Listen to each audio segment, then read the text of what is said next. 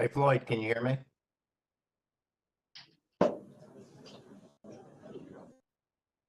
We can hear you. Thank you.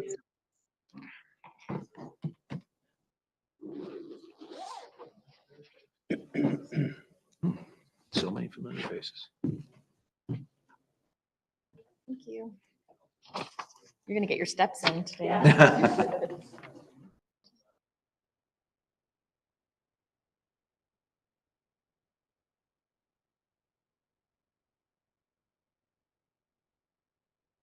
All right, 9 a.m. and everybody gets quiet automatically, and This meeting is being there's no audio recorded. button. You guys can keep talking. But good morning, everyone. Welcome to the June 20th, 2025 Arizona State Transportation Board meeting. We're grateful for everyone's participation and attendance today. Thank you so much. Next time, we'll just have to have Payson add some more space for all of you. We're grateful you're here. We will start with the Pledge of Allegiance, and we will ask Floyd Rorick to lead us. Please stand.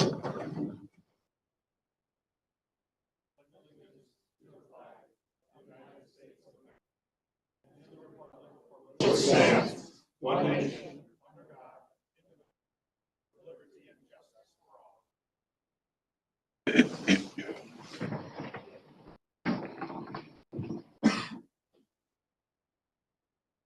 Karen, will you conduct the roll call, please? Here. Vice Chair Maxwell, Here. Board Member Howard, Present. Board Member Elton, Present. Board Member Peschel, Here. Board Member Searle, Present, but I can barely hear you, Karen. and Board Member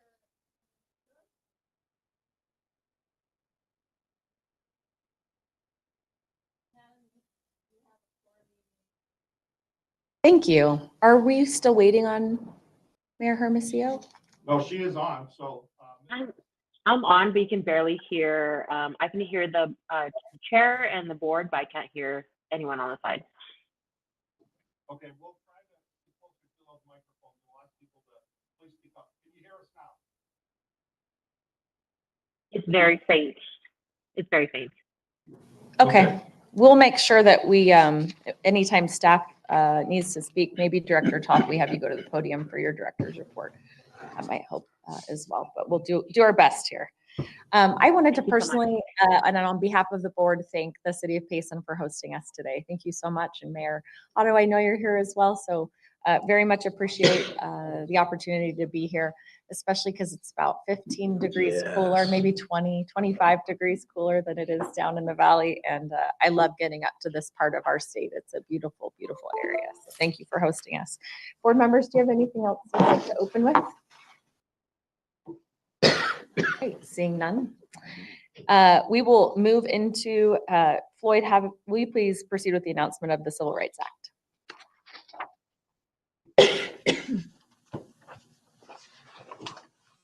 I would like to just double check real quick. Can the online, Ms. Hermosillo or Mr. Searle, can you hear us now? Yes, the audio is much better. Okay, thank you. Pursuant to Title VI of the Civil Rights Act of 1964 and the Americans with Disability Act, the Arizona State Transportation Board and ADOT do not discriminate on the basis of race, color, national origin, or disability. No person will be excluded from participation in, be denied the benefit of, or be otherwise subjected to discrimination under any Arizona State Transportation Board or ADOT program or activity. To assist in measuring the public's participation, we ask each individual to please complete an online self-identification survey, and the link to that survey is on the agenda. For those who are present in person, we have survey cards at the entrance to the council chambers. Please fill out a card and leave them there. We'll pick them up at the end of the meeting. By completing this voluntary survey, ADOT will be able to determine who attends this public meetings and how the department can improve participation. The survey will also help ADOT fulfill federal reporting requirements. Thank you. Thank you, Floyd.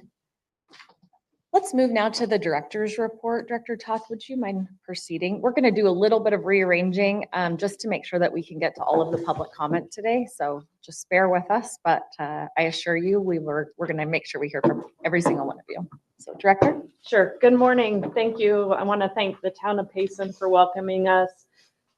So Jason, can we get the presentation for item 1 up, please? I don't have. I know, but Amy's you're gonna turn to Amy. I want to get it up so that it's ready to go. Sorry. So I know we have a busy agenda, so I'll try to keep things brief. Just a few updates. On June 3rd in Tempe, we celebrated the successful completion of the I-10 Broadway Curve project. The event included remarks from Governor Hobbs, along with the mayors of Chandler, Tempe, and Phoenix. It was a wonderful gathering, just very excited to work with our partners. I had the opportunity to express my gratitude to our partners, including MAG, Federal Highway Administration, the Broadway Curve constructors, and the surrounding municipalities. Also, I just want to recognize the local business owners, the residents and drivers who all played a major role. And we appreciate their patience and their feedback along the way. And of course, at the end of this project, I want to say thank you to the State Transportation Board members for your continued support. The project's a great example of our agency's mission to safely connect people and empower the state's economy. So it is summer. You mentioned the temperature. It's that time of year again, and we're starting to see those higher temperatures. And I want to just give a general reminder for everyone to be prepared when they're on the road. Having a vehicle break down in extreme heat can be very dangerous. So simple steps such as checking your tire pressure, your coolant levels can be very important. Recommend always traveling with extra water in case of an emergency. And it is also officially monsoon season. So as just remember the dust and the pull aside to stay alive, safety tips, just safely pull off on the paved section of the roadway, set your emergency brake, and turn off your vehicle lights if you do get caught into those dust storms. So thank you. And I'll turn it over to Amy Love for the legislative report. I'm going to push pause for just a second because are you still working on some technical, Floyd? Yes, Madam Chair, we got the presentations kind of out of order. So I'm going to see if I can share the presentation for item 1. All right, Amy, it's a big day at the legislature today, I understand. Amy, are you there? Yes, Floyd. Can everyone hear me? We can now. Thank you, Amy. Wonderful. Thank you. Yes, Madam Chair, board members, thank you so much. It was a late night for sure at the State Senate. So I'll give a second while we get that up. I just wanted to take a moment and welcome our newest board member, Hermosillo, as well. We had the opportunity to work together when I served as Senator Kelly's outreach director. So it's wonderful to see you again. Congratulations. And I look forward to working with you. And yeah, so Hey, Jason, you need to stop I live sharing. close to I'm going to share. Yes. So yes, I was at the Senate waiting for the amendment. I don't have item 1. Amy, you're cutting out quite a bit. I'm not sure if it's. Amy, forgive me for just a second. You're cutting out quite a bit. I apologize. Maybe if I turn my video off, that might help. Let me see if I can just show it here. You can stop sharing. I'll share item 1. Is that better? Can you? I think so. We'll find out. All right. Go ahead. Okay, great. So yes, the Senate adjourned early this morning. And so I was there waiting for the amendments to see what the plans were for some of the projects we've been tracking. So we are on the 159th day of the legislative session, which is kind of hard to believe. Quite a few more bills have been passed and vetoed as well, which you'll see in a moment when we get to the next slide. We're still waiting. We got 2 people sharing, and that's. Oh, okay. Amy, I'm going to ask you just to proceed without the slides if you can, just in the interest of. The slides will be posted online, so people will you. be able to see them. Sure. I am just going to pull them up here then so I can make sure I'm not misquoting.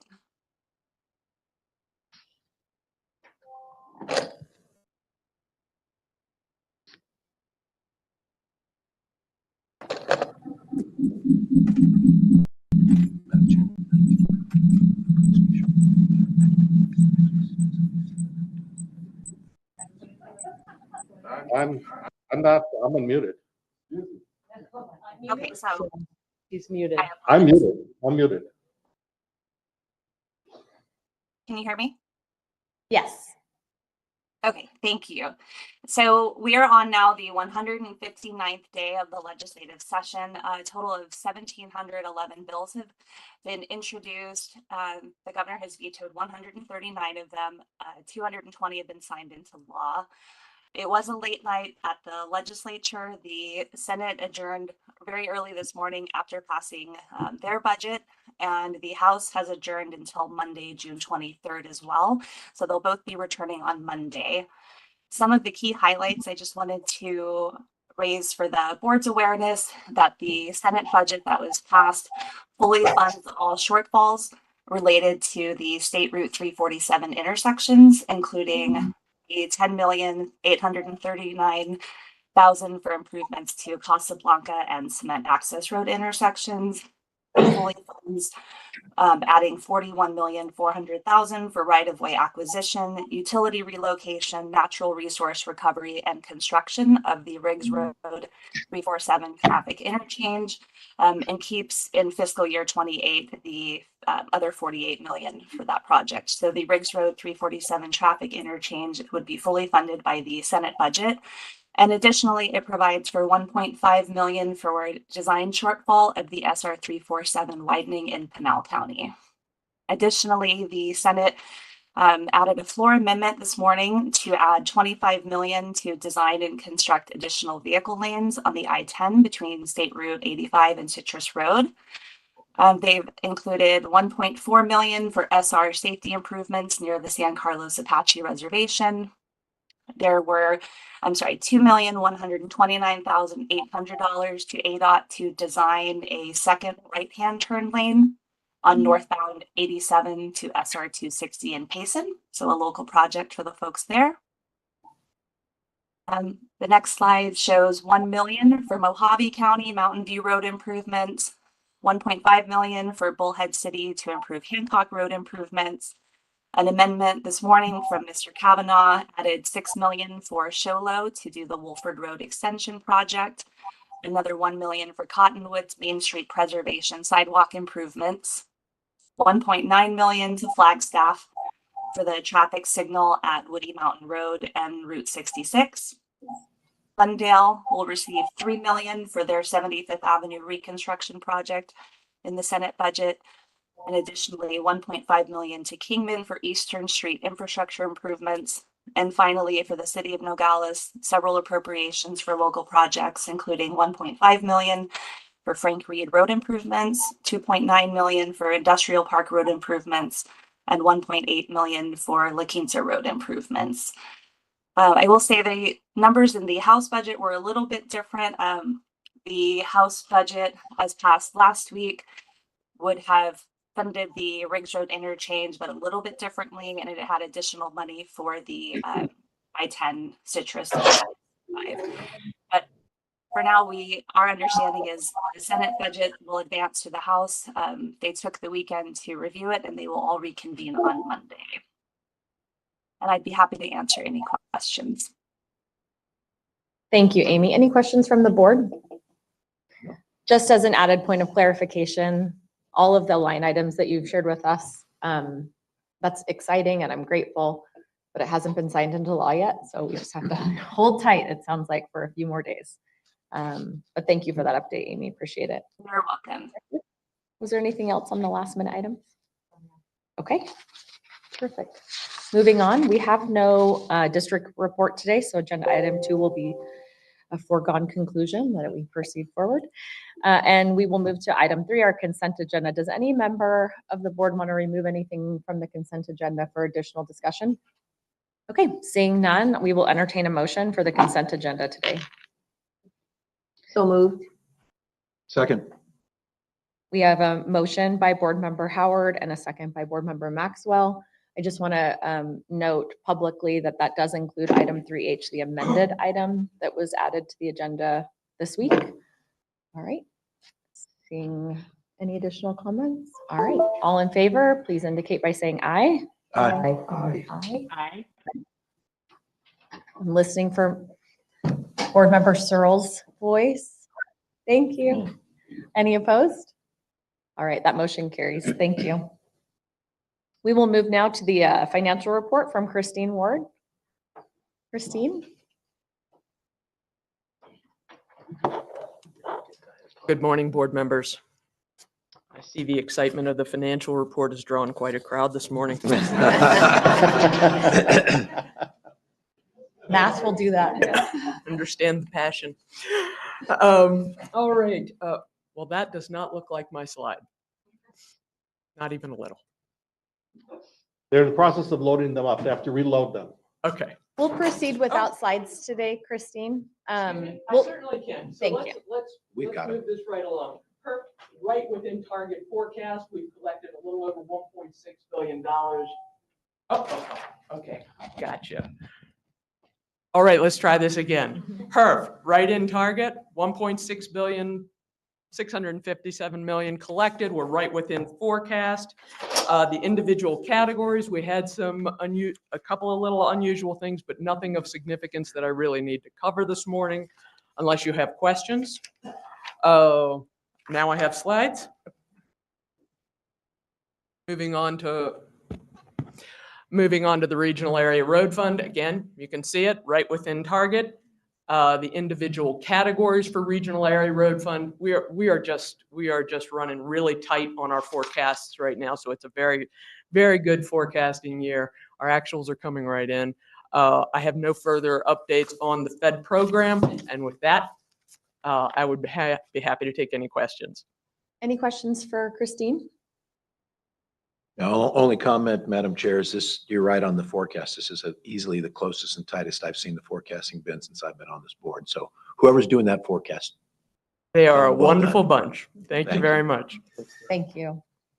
All right, that does have us move now to agenda item 5, which I think besides the financial report is the next most popular agenda item today. So we are going to proceed this way if it's amenable to the board. We will go ahead and proceed with the report from Matt Mole and Director Toth on the 5-year plan and the alternatives. We're going to skip a bunch of the slides because we heard the presentation through our study session on the 5th of June. And so we want to make sure we also have about 45 speakers today. So that's an hour and a half of public comment at 2 minutes apiece. So if we are just aware of sort of what's going to happen. So what I'd like to do is have agenda item 5 presented, and then we will have the public comment, and we will start with the Mayor of Payson, who's patiently waiting for us because he is number 1. And I will have people on deck. I'll be reading 3 names at a time so we can make sure everybody gets heard. And then we'll go to the online comments as well. I apologize to anybody who isn't here to speak on the 5-year plan. We're going to mix you in to the 5-year plan, but please know that your comments will be mentally noted for whatever agenda item you're here to speak on or other items. Once we finish with the public comment, the board, I will ask the board to, if we can convene in an executive session. There's a legal item that the board all needs to learn and understand from our attorney. And so I will ask the board to do that, and then we will come back and have the comment from the board members. So that's kind of the lay of the land for the next few minutes, flash 2 to 3 hours. All right, moving on, Director Toth, if you want to, did you want to start or go straight to Matt? Matt Okay. will start. Good morning, Madam Chair, members of the board. For the record, my name is Matt Mull. I'm the Multimodal Planning Division Director for ADOT. So somewhat awkward to skip some of these slides, but I will do my best. If you want to do Madam slide Chair. 3, Okay, and then we will skip a bunch, and I'll help walk through this with you. Oh, sure, yeah. And this slides, all of this presentation is available to the public, so. Okay, that's slide 2. Did you want to start there? Slide 3? One more, slide 3. Okay. There you go, perfect. For the program years 2026 to 2030, there is a grand total of 7.68 billion split among the 3 regions at their designated allocation percentages. The available funding for the upcoming 5 years is dispersed to the 3 regions as follows: 50% to Greater Arizona, 37% to Maricopa County, and 13% to Pima County.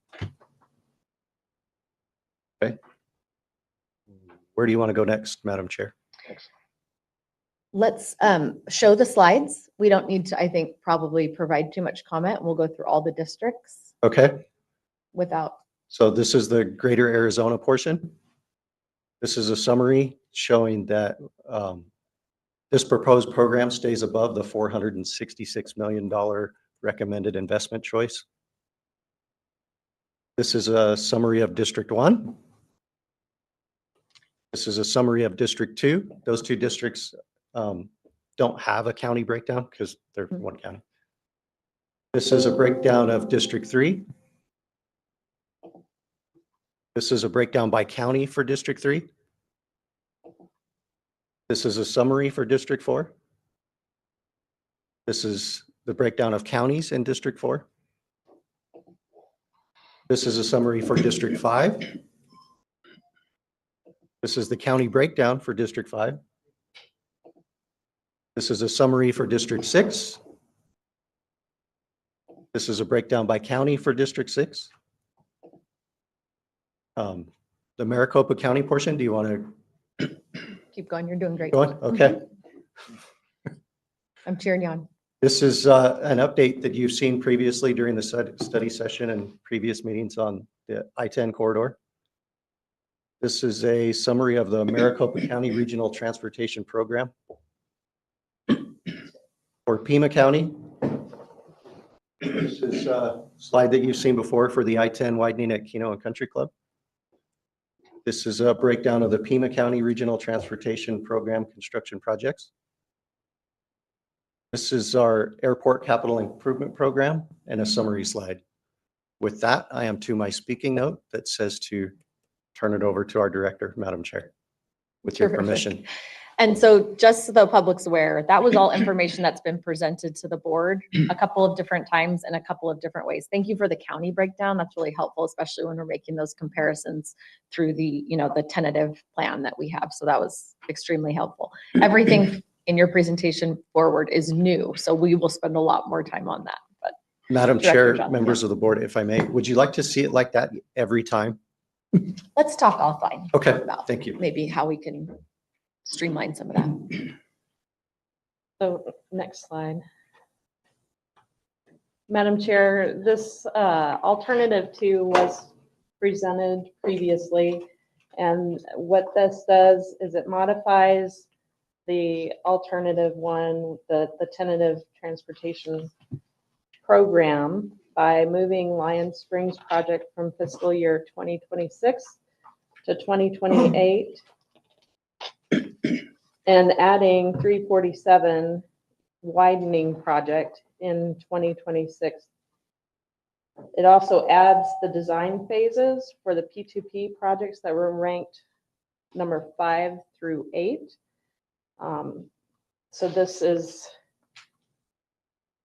had been presented previously. The next slide, I asked, because 260 has been deferred multiple times, I asked staff to take a really hard look at our program again to see if there was a way to keep 260 in the program in the year that it is in the tentative program, as well as add 347 widening.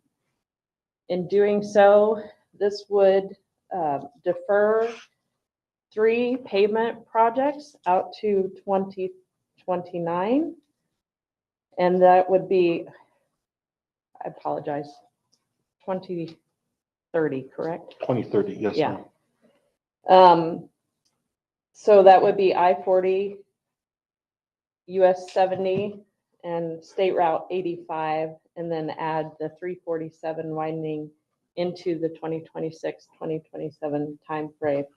And still maintaining adding the design phase for the P2P projects ranked 5 through 9. I apologize, 5 through 8, the design phases for those. 9 is the 347 widening. So we've been trying not to dip into pavement preservation.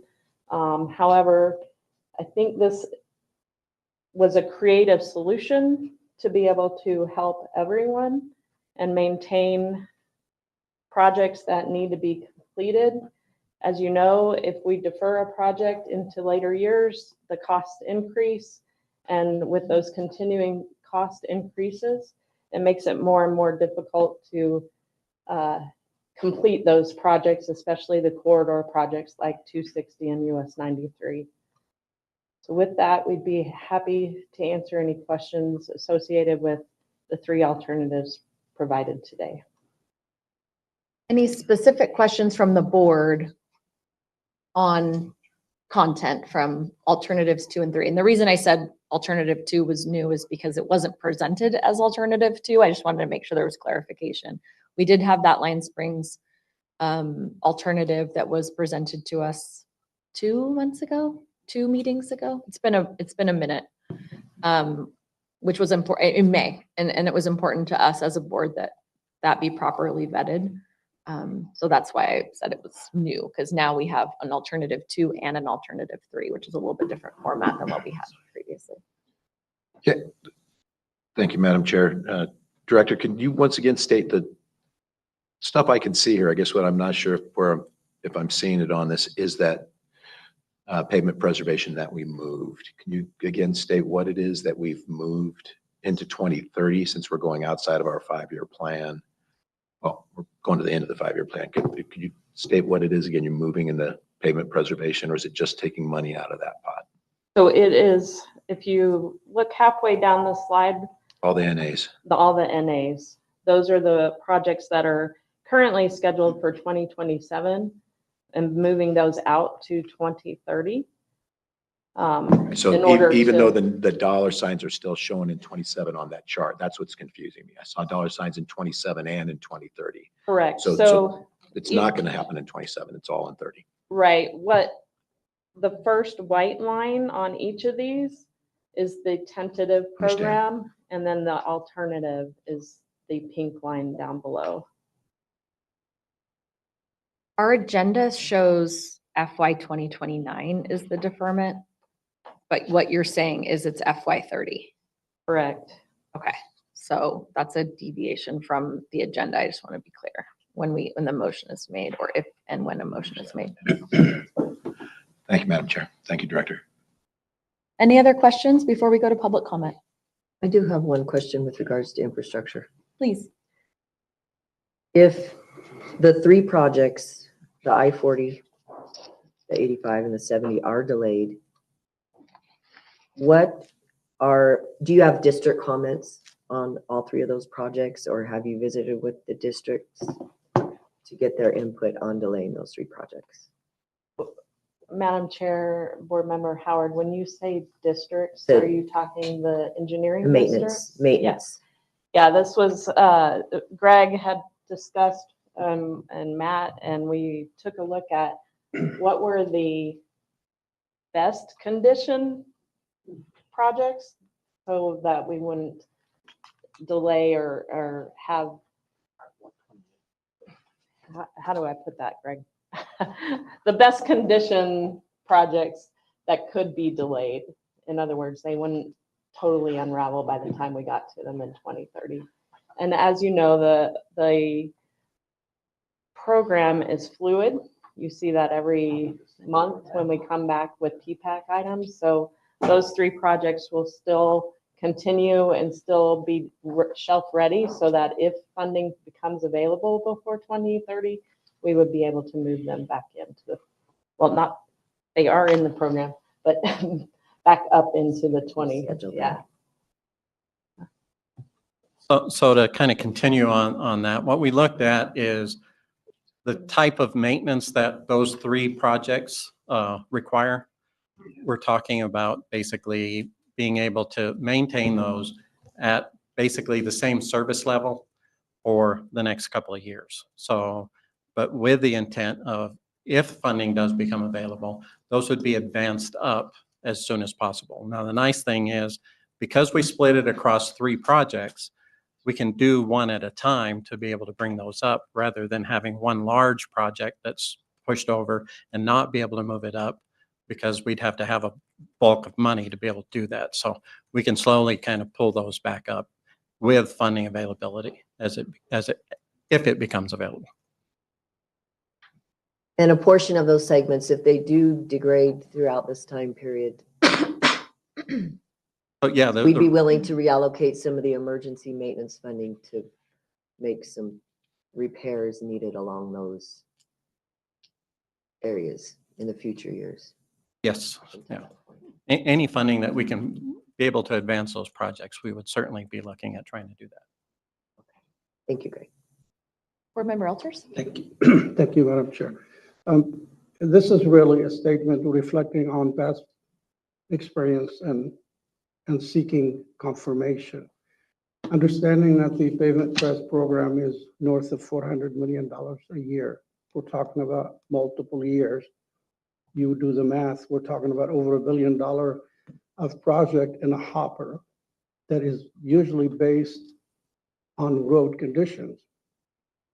So the pavement pres program is more fluid, true, and it's a 2-year, 3-year cycle. There is no right-of-way acquisition, there is no environmental clearances.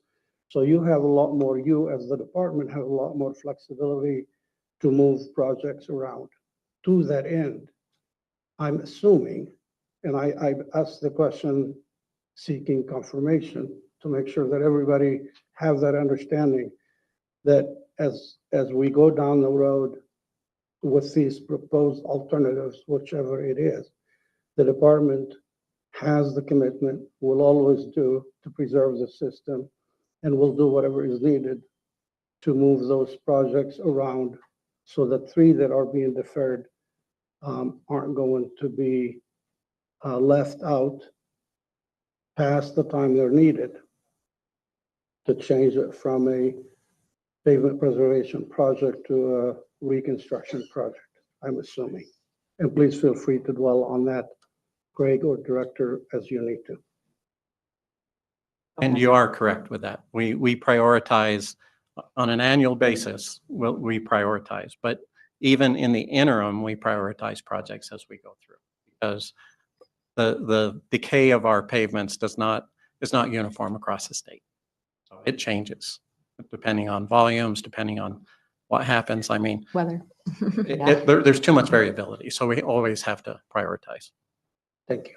Thank you. Thank you. Only clarification I would make is just a slight one. We still do need environmental clearances. They're just less rigorous, I would say, than something like 347 or Lion Springs. Board Member Maxwell? Thank you, Madam Chair. I kept telling her I wasn't going to ask anyway. So those 3 projects, what are you mentioned the service, if the service rating degrades, what are they currently? So all 3 of those are currently in fair condition. So Thank you. I was hoping not to hear the poor word. Thank you. Board Member Peshlikai, do you have any questions? Board Member Searle or Board Member Hermosillo, do you have any questions prior to the public comment? No questions this time, Chair. I do appreciate the options that were being given, though. I concur. No questions on my behalf, and I also appreciate the information. Thank you. Thank you. All right, we will move to public comment now. Mayor Stephen Otto, you are our first speaker, and we will have Supervisor Vidiello on deck, and then we'll keep proceeding from there. So, Mayor, thank you. Thank you for hosting. This side of the dais. This is kind of interesting. I am Mayor Steve Otto of Payson, and thank you for coming up here. My concern is that we have State Highway 87 coming up from the valley. Very nice 4-lane highway, 2 lanes headed north at 65 miles an hour. And we get all that traffic to Payson and we proceed to have a bottleneck. We have 1 turn lane from 87 northbound to 260. And I'm glad you folks are here on a Friday because you're going to get to experience Friday Payson traffic. That's the need for the second turn lane at 87 260 isn't a want, it's an absolute need to get traffic through town. And Lion Springs is even more critical because 260s, we're killing people up there regularly. I mean, just this last week, we killed a couple. The family members of one of our Payson Town Council members were killed in a car crash on 260 this week, I believe. Lion Springs needs to be a priority of the top ranking. I don't know how you do that, but we're putting more traffic up on a 2-lane road than it's designed to handle. People are getting frustrated.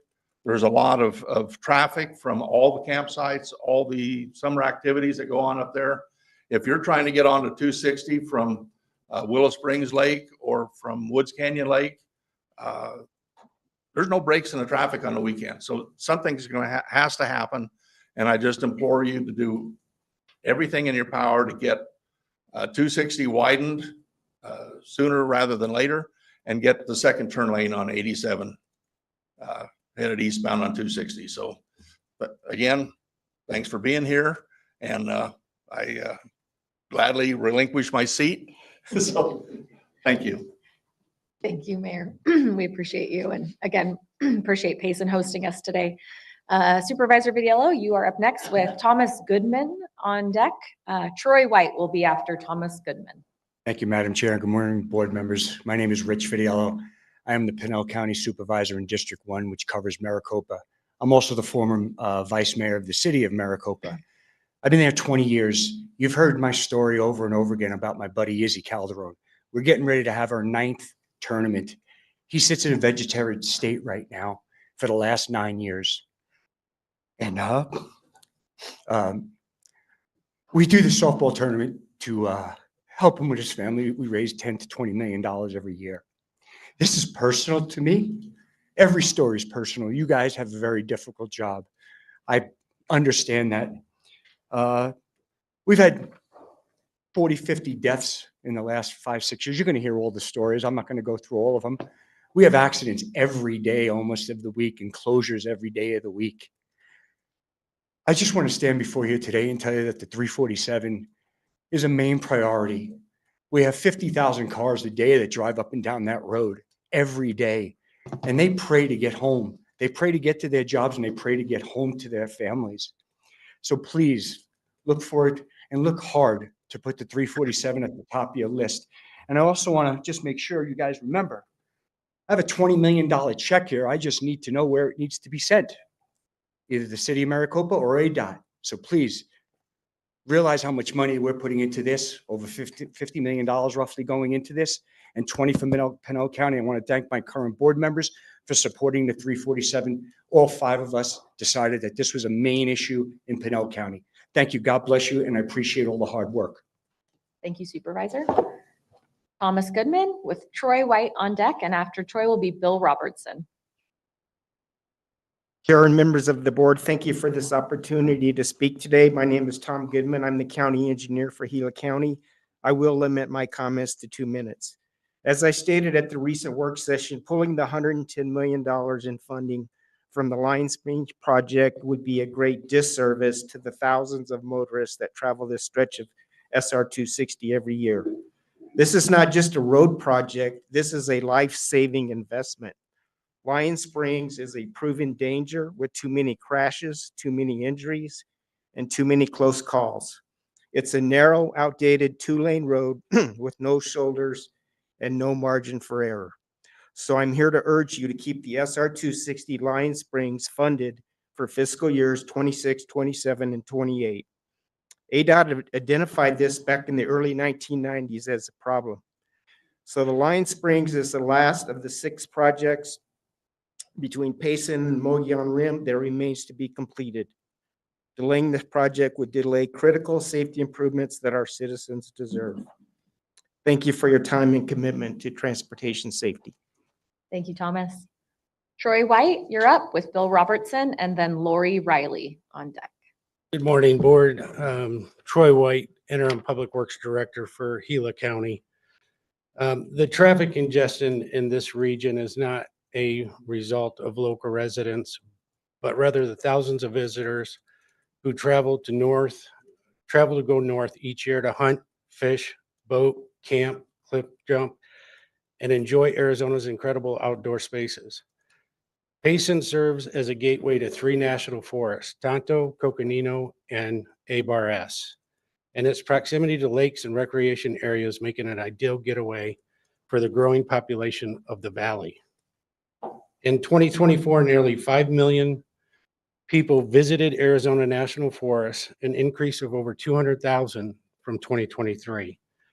The infrastructure, however, has not kept pace with the growing demand. The Lion Springs project area in particular is limited to a single lane in each direction without a shoulder, creating severe congestion. This stretch has had numerous accidents, including fatalities, as well as a high number of wildlife vehicle collisions, leading to serious injury and tragic results. Families from across Arizona come here to create lasting memories in nature, but instead, many are experiencing hour-long delays or becoming victims of preventable accidents. What should be a peaceful family getaway is increasingly becoming a frustrating and dangerous journey. The Lion Springs project is just not a regional improvement that serves the local area. It is a statewide necessity. It supports safe travel for residents and visitors alike, enhances access to Arizona's most treasured natural resources. This project is shovel ready, and it can make a difference and start saving lives now. For that reason, I respectfully urge the Transportation Board to prioritize and maintain funding for Lion Springs project. This project is vital to the safety and quality of life for all Arizonas and visitors from across the state. Thank you. Thank you, Troy. Bill, you're up. Lori and Torrin Terrell on deck. Thank you, Madam Chair, Vice Chair, and board members and staff. My name is Bill Robertson. I'm a resident of the city of Maricopa. I also serve on the Planning and Zoning Commission as a commissioner. I'd like to remind you of the things that we do know. We've met before, we've talked before at exhaustive measures. We know that 347 is one of the most dangerous state roads, killing an average of 4 people every year. We wait 5 years, that's 20 more deaths. We know that it's a lifeline in and out of the city of Maricopa, and there are a few alternatives for additional state roads to be built. We know that the city of Maricopa is one of the fastest growing cities, small cities in the entire country. We also know that the city of Maricopa has over 200 square miles of additional growth in front of us. We know that there are currently 70,000 entitled new homes to be built in the next couple decades. We know that there are no real alternatives in and out for other corridors. We know that the Maricopa residents voted a supermajority to tax themselves to bring you $50 million to put on your table. We know that the Gila River Indian community has now signed on and officially sent letters supporting this project for their economic growth and safety of their community members. We know that Pinal County Board of Supervisors, as Supervisor Richard Vitiello said, that has anteed up $20 million towards this project. This project has been stalled for over 10 years. We know Maricopa has put in the work and the financial commitment. What we don't know is the future. The future lies with your decision today. The decision is yours. We are pleased to see that options are now available to us that can handle a lot of the tough decisions that you have to make today. We encourage the options that include 347. I'll end with reminding you what the headline in our local paper said recently. Let's get it done. That's what we're asking you to do today. Thank you. Thank you, Bill. Lori Riley, you are up with Torrin Terrell and Eric Gettle on deck. Good morning. My name is Lori Riley. My husband Kevin and I are longtime Maricopa residents and owners of Ride 347, a local transportation company. We specialize in shuttles to and from Phoenix Sky Harbor. Our buses go up and down the 347 up to 16 times a day. So you could say this issue deeply affects us. Our group had to drive up last night because we were unwilling to risk missing our meeting this morning due to an accident if it were to shut the 347 down, which unfortunately happens far too often. On any given day when this occurs, our business is forced to divert our shuttles through the city of Casa Grande, which is not ideal when you realize it's 21.6 miles south of us and the airport is 40 miles north of us. This has happened numerous times. Each incident cost my business hundreds of dollars, not to mention what happens to my schedule for the rest of the day. In order to stay on time and get people to and from the airport, we end up having to use a backup bus, a backup driver, and additional trips. How can companies like mine survive and thrive in an already challenging economy with conditions like this daily? We're just one small business, and with a negative financial impact nearly every day. Can you imagine the cost to the large Arizona businesses when they get rerouted like we do? It has to be hundreds and thousands of dollars lost for our Arizona economy. Maricopa just made HGTV's list of the best up-and-coming small cities in the country. We are going to continue to grow at a fast pace no matter what you do. Wouldn't it be great if we can offer these new people a safe way to get in and out of our beautiful city? I think so.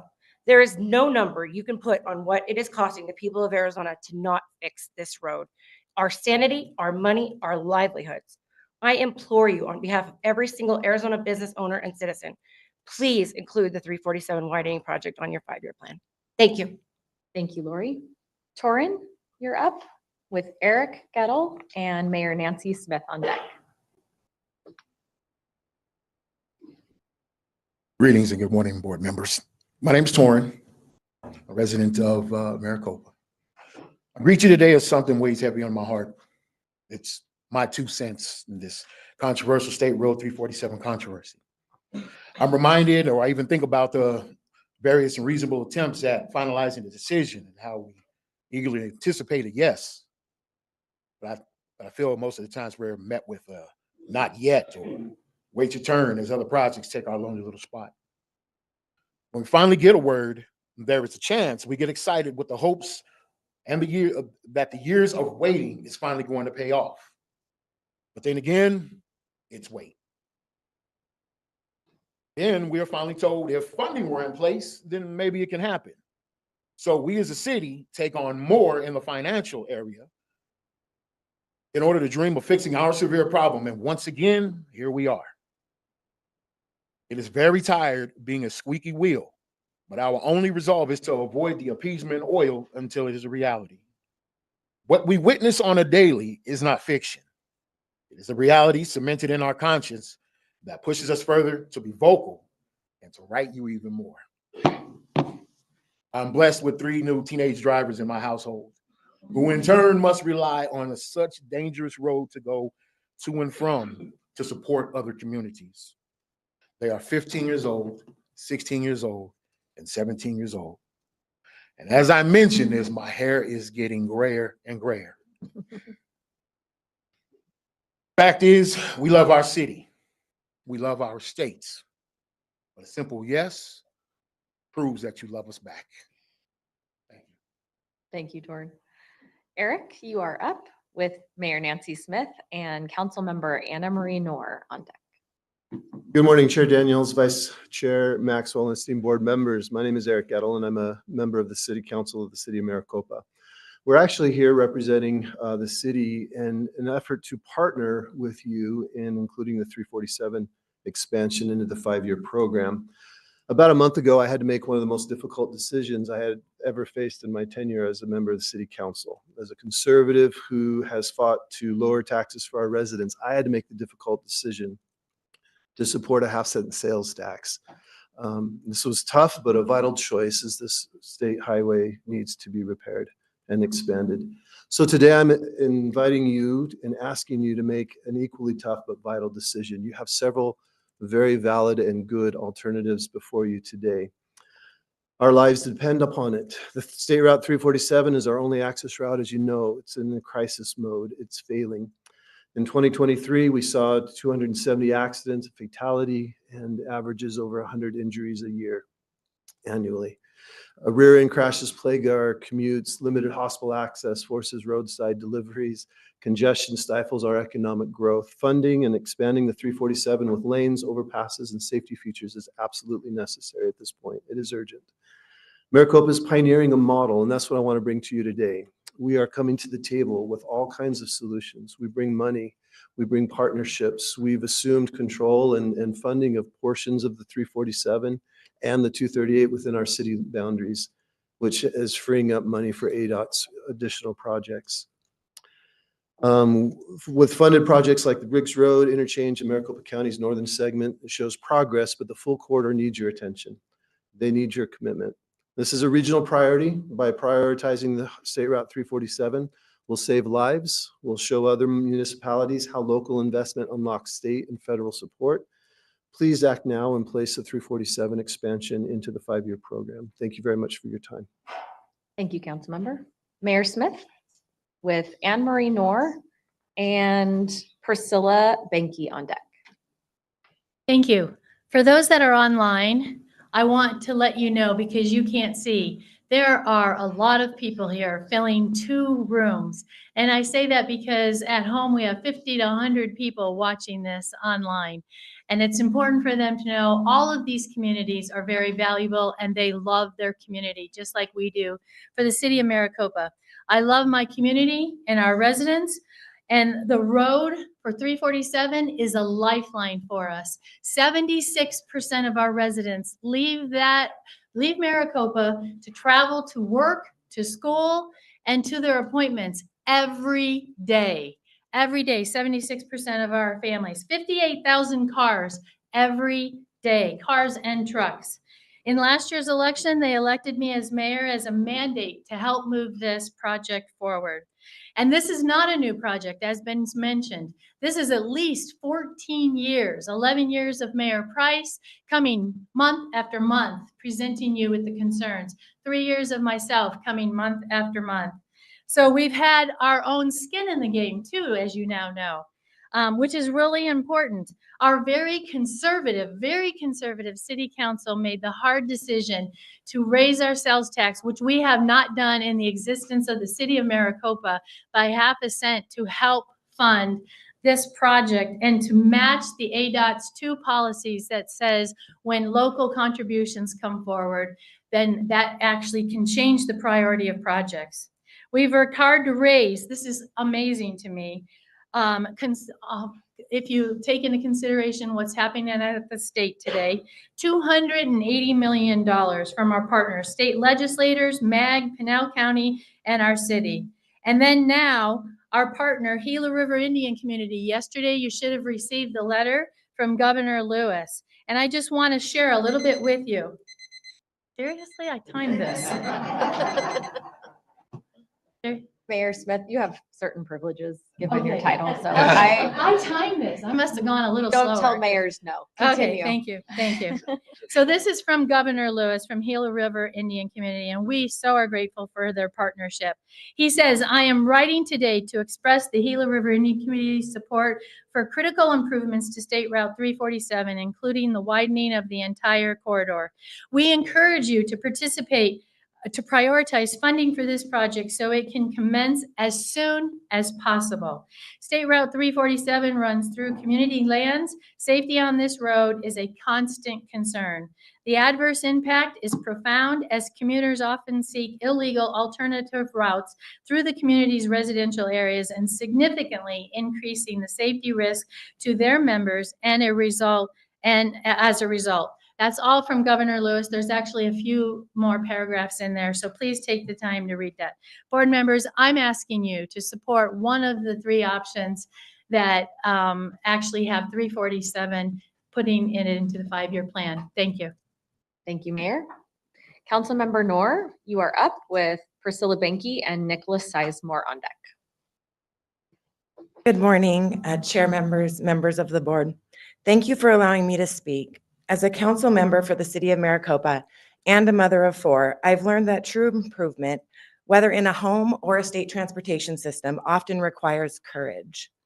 John F. Kennedy once said, "Efforts and courage are not enough without purpose and direction." And today I ask this board to show both courage and direction by including the widening of the State Route 347 in your 5-year plan. For too long, State Route 347 has been a glaring weakness in an otherwise thriving and growing region. Every day, tens of thousands of residents, parents commuting to work, children traveling to school, and businesses moving people and goods place their safety and livelihoods in jeopardy because of this bottleneck. And yet, Maricopa continues to step up, investing in infrastructure, collaborating with our partners, and doing our part to support growth that benefits the entire state. But courage is not just about managing what already exists. It's about confronting what must change. We know the process is complex. We know there are competing priorities, but we cannot let fear of complexity prevent action on a project so critical to safety, so critical to economic vitality and regional stability. The people of Maricopa have demonstrated their courage every day by emailing you, by building a community against significant odds.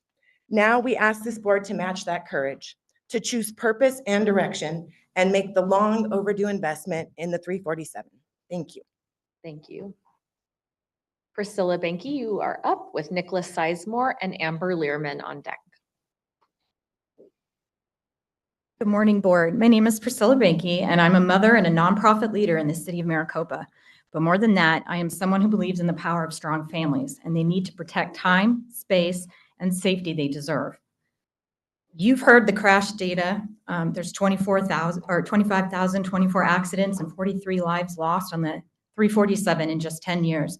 But what gets lost in those numbers is everything else that's being taken from our families. Dinners, supportive conversations, homework help, and emotional connection. These things matter. Research shows that regular family dinners are linked to lower rates of substance use, depression, and behavioral problems in teens. They're associated with better grades, better communication, and stronger parent-child relationships.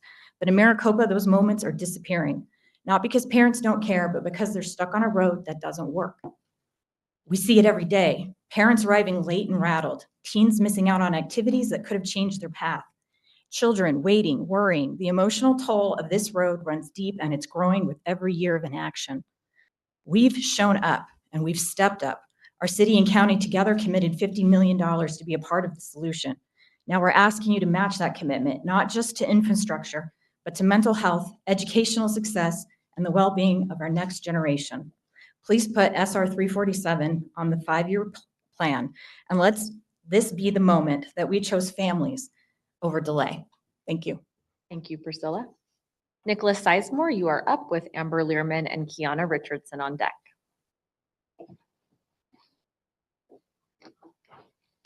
Good morning. My name is Nicholas Sizemore.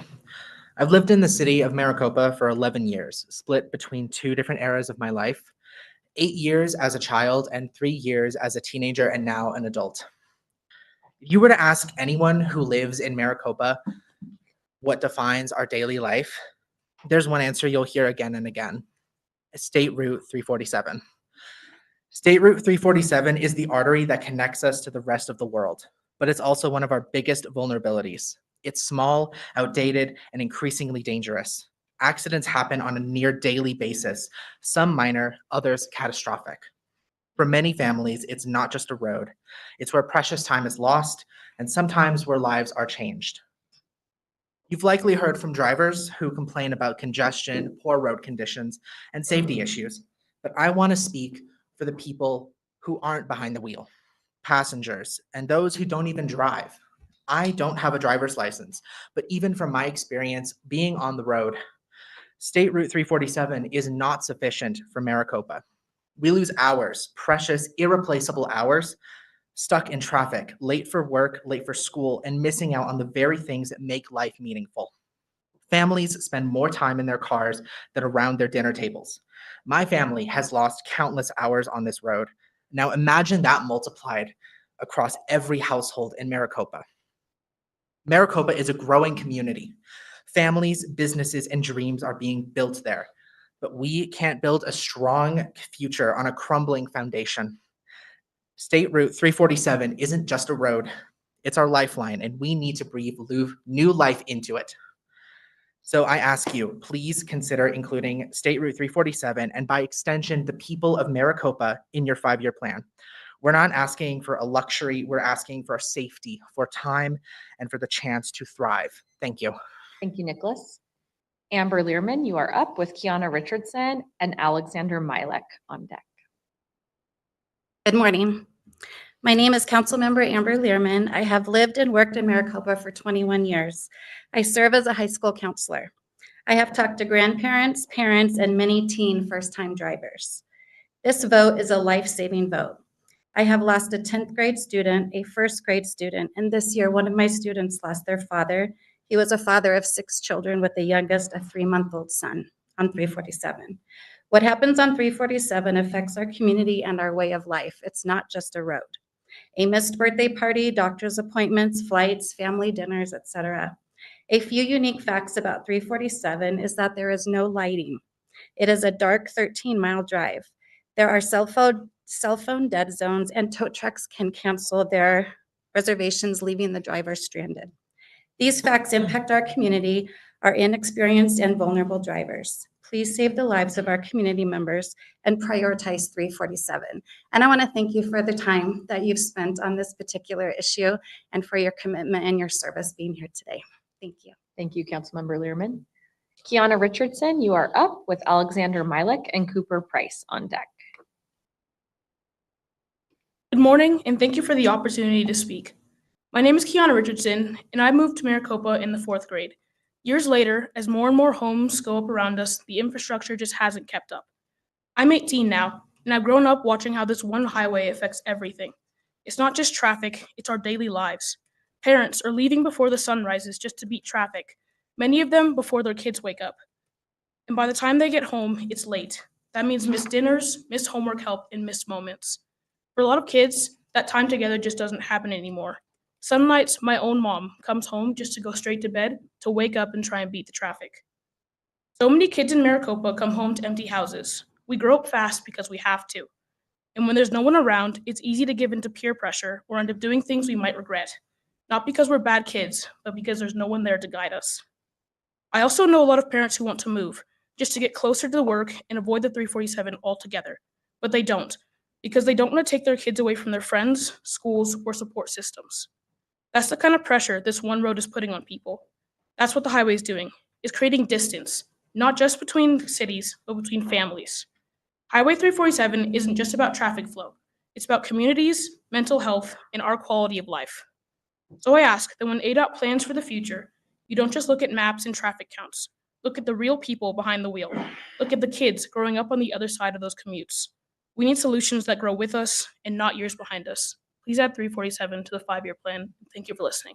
Thank you. I think we have a future mayor on our hands. Alexander Milek, you are up with Cooper Price on deck and Kimberly Daniels, no relation, on deck. Hello. Thank you for giving me a chance to speak. My name is Alexander Milek, and I'm a student from Maricopa, and I want to share how the 347 affects people like me. There have been times where I had to walk home from school because my parents were stuck in traffic. When the 347 backs up, it shuts down everything around it. The traffic is long, slow, and wastes a lot of gas and time. But other times, it turns into a raceway. People speed, ignore limits, and that leads to accidents, sometimes really bad ones, that block the road entirely. This affects everyone, not just drivers, students, families, workers. We all rely on the 347. For new drivers, it is especially scary. With all the accidents and the distracted drivers we see, it doesn't feel safe. Maricopa is growing fast, but the 347 hasn't kept up.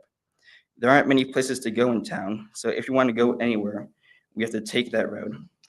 And right now, that road isn't working for us. Please put the 347 on the 5-year plan. We need it to be safer, faster, and better for everyone who lives here. Thank you. Thank you, Alexander. Hope all the Maricopa council members are thinking about job security right now. Cooper Price, you are up with Kimberly Daniels and Joshua Eads on deck. Hello. Thank you for the opportunity to speak. My name is Cooper Price, and I have been a resident of Maricopa for 18 years. In other words, my entire life. I have grown up spending hours on the SR 347 just for a simple trip to Costco.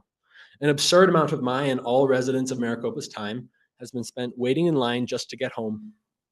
Having only had my driver's license for around a year, I'm fairly new to driving, and I was terrified of driving on the SR 347 for the first time, and reasonably so. SR 347 is one of the most dangerous roads in the state.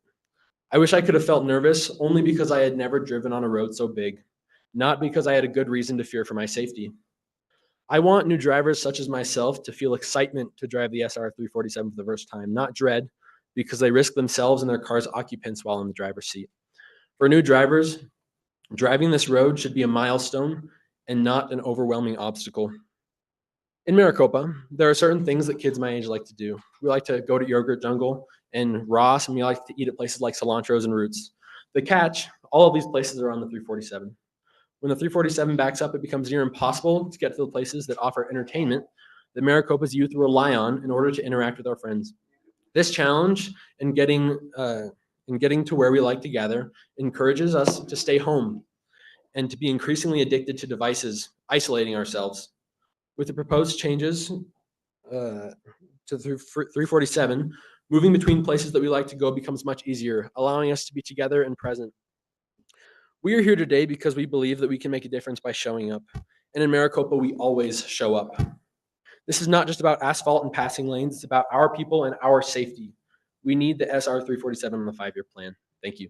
Thank you, Cooper. Kimberly Daniels, you are up with Joshua Eads and Sharon Walker on deck. Thank you so much. I'm so grateful for the opportunity to speak today. My name is Kimberly Daniels, and I've been a resident of the city of Maricopa for over a decade. I want to share kind of a personal story that reflects the greater issue in our community. My mother suffers from anxiety, severe anxiety, and this did not bode well for her when I was learning to drive, especially at the thought of me going on the 347. Unfortunately, she is not unique in this severe anxiety about the 347. A lot of opportunities for our youth rest outside of the city limits, including jobs and important social opportunities, education opportunities, extracurriculars, all outside of town, which they cannot reach because parents are so afraid to let them out on the 347. I know personally, before I started to drive, it was always, who's driving? How long have they been driving? Can they drive the 347? They know it's dangerous, right? And I'm like, yes, it's okay, Mom, but really it wasn't okay. And this safety issue has been long overdue. This isn't something I tell a lot of people, but I literally pray every time I go on the 347, I kid you not, because a lot of drivers aren't safe and the road just isn't safe itself. And so I really highly encourage and I thank you for listening. Please, please include the 347 on your 5-year plan. Thank you so much. Thank you, Kimberly. Joshua Eads is up with Sharon Walker and Brandy Hellman on deck. Hello, board. My name is Josh Eads, and I'm the president of the Professional Firefighters of Maricopa. I'm here today to show support for the widening of the 347 and discuss what it means to the firefighters of Maricopa. For the firefighters and paramedics of Maricopa, it's not just a traffic issue, it's a public safety issue. The 347 is the main corridor for transporting patients to the local hospital, to responding to emergencies on the highway, and also receiving automatic aid from our regional partners. Right now, traffic congestion on the 347 increases ambulance transport times to the hospital. In many cases, our units are also delayed returning back to Maricopa, adding response times to the next call. Every minute matters and delays cost lives. Our firefighters are also operating directly on the highway during emergency incidents. With limited shoulders and heavy traffic, their safety is constantly at risk. Lastly, we rely on automatic aid partners from throughout the region in the Phoenix area, and they're also face those same bottlenecks on coming to Maricopa. This impacts our support when we have larger structure fires, major medical incidents, and hazardous material calls.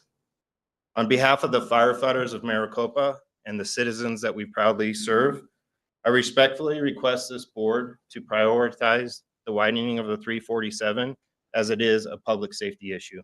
Thank you for your consideration. Thank you, Joshua. Sharon, you are up. Brandy Homan and Christian Milik on deck. Good morning, everyone. Good morning, Chair Daniels and board members. I'm going to be brief here because there's so many speakers, and I'm going to start with my bottom line up top. I would respectfully request that you choose option 2 or option 3 today. We feel that that's very critical to the city of Maricopa. I echo the sentiments of everyone that's spoken today and those that you'll hear from later. We represent the full citizenship of the city of Maricopa, and this is greatly important to all of us. Thank you for your time. Thank you, Sharon. Brandy Homan, you are up with Christian Milik and Madeline Homan on deck.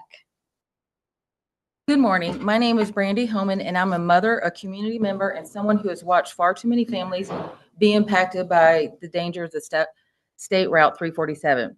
This road is just not a route, it's a daily risk. Over the past 10 years, the section we are advocating for has seen more than 2,500 crashes, including 43 fatalities. Those are not just numbers, those are people. Every crash, every delay, every tragedy chips away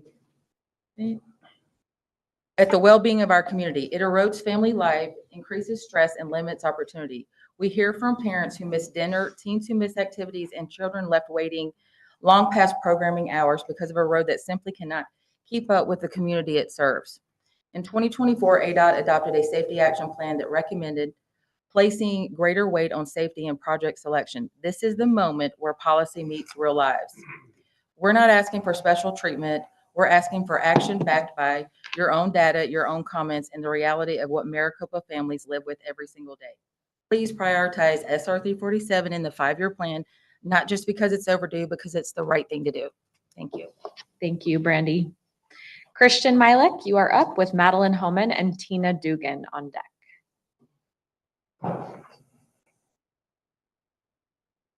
Good morning, members of the board. My name is Christian Milik, and I am a current NAU student up in Flagstaff. So when I'm not in class, I often spend my time here with Be Awesome and with my friends and family over in Maricopa. Even though I didn't grow up in Maricopa, I've spent enough time here to understand just how much State Route 347 affects daily life. And that's everything. Out-of-town practices, work shifts, doctor's appointments, and even quick errands are all things that have to be carefully planned around that road. Too often, plans are canceled or significantly delayed because the 347 just isn't reliable and just dangerous for everyday travel.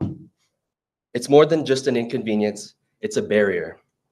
Now that my younger brother is learning how to drive, who spoke here earlier, I'm realizing he's inheriting the same problems and challenges that so many have dealt with for years. He's being taught to avoid, not navigate the 347, and that's just not right.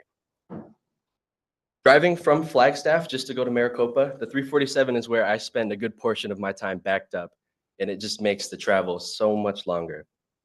I understand that progress takes time, but leaving the State Route 347 out of the 5-year plan once again sends a clear message that the safety, growth, and needs of Maricopa can keep waiting, but the people here have waited long enough. Please consider what this investment would mean for families, for kids, and for the future of the city. Please put State Route 347 on the 5-year plan. Thank you for your time. Thank you, Christian.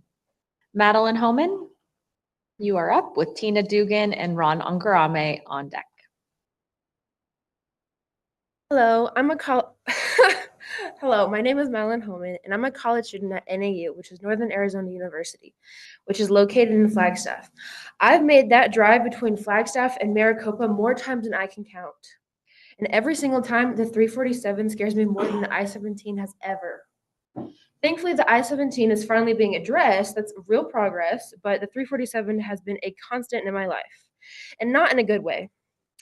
Growing up, I've had to wake up really early so I can get my brother to and home from school.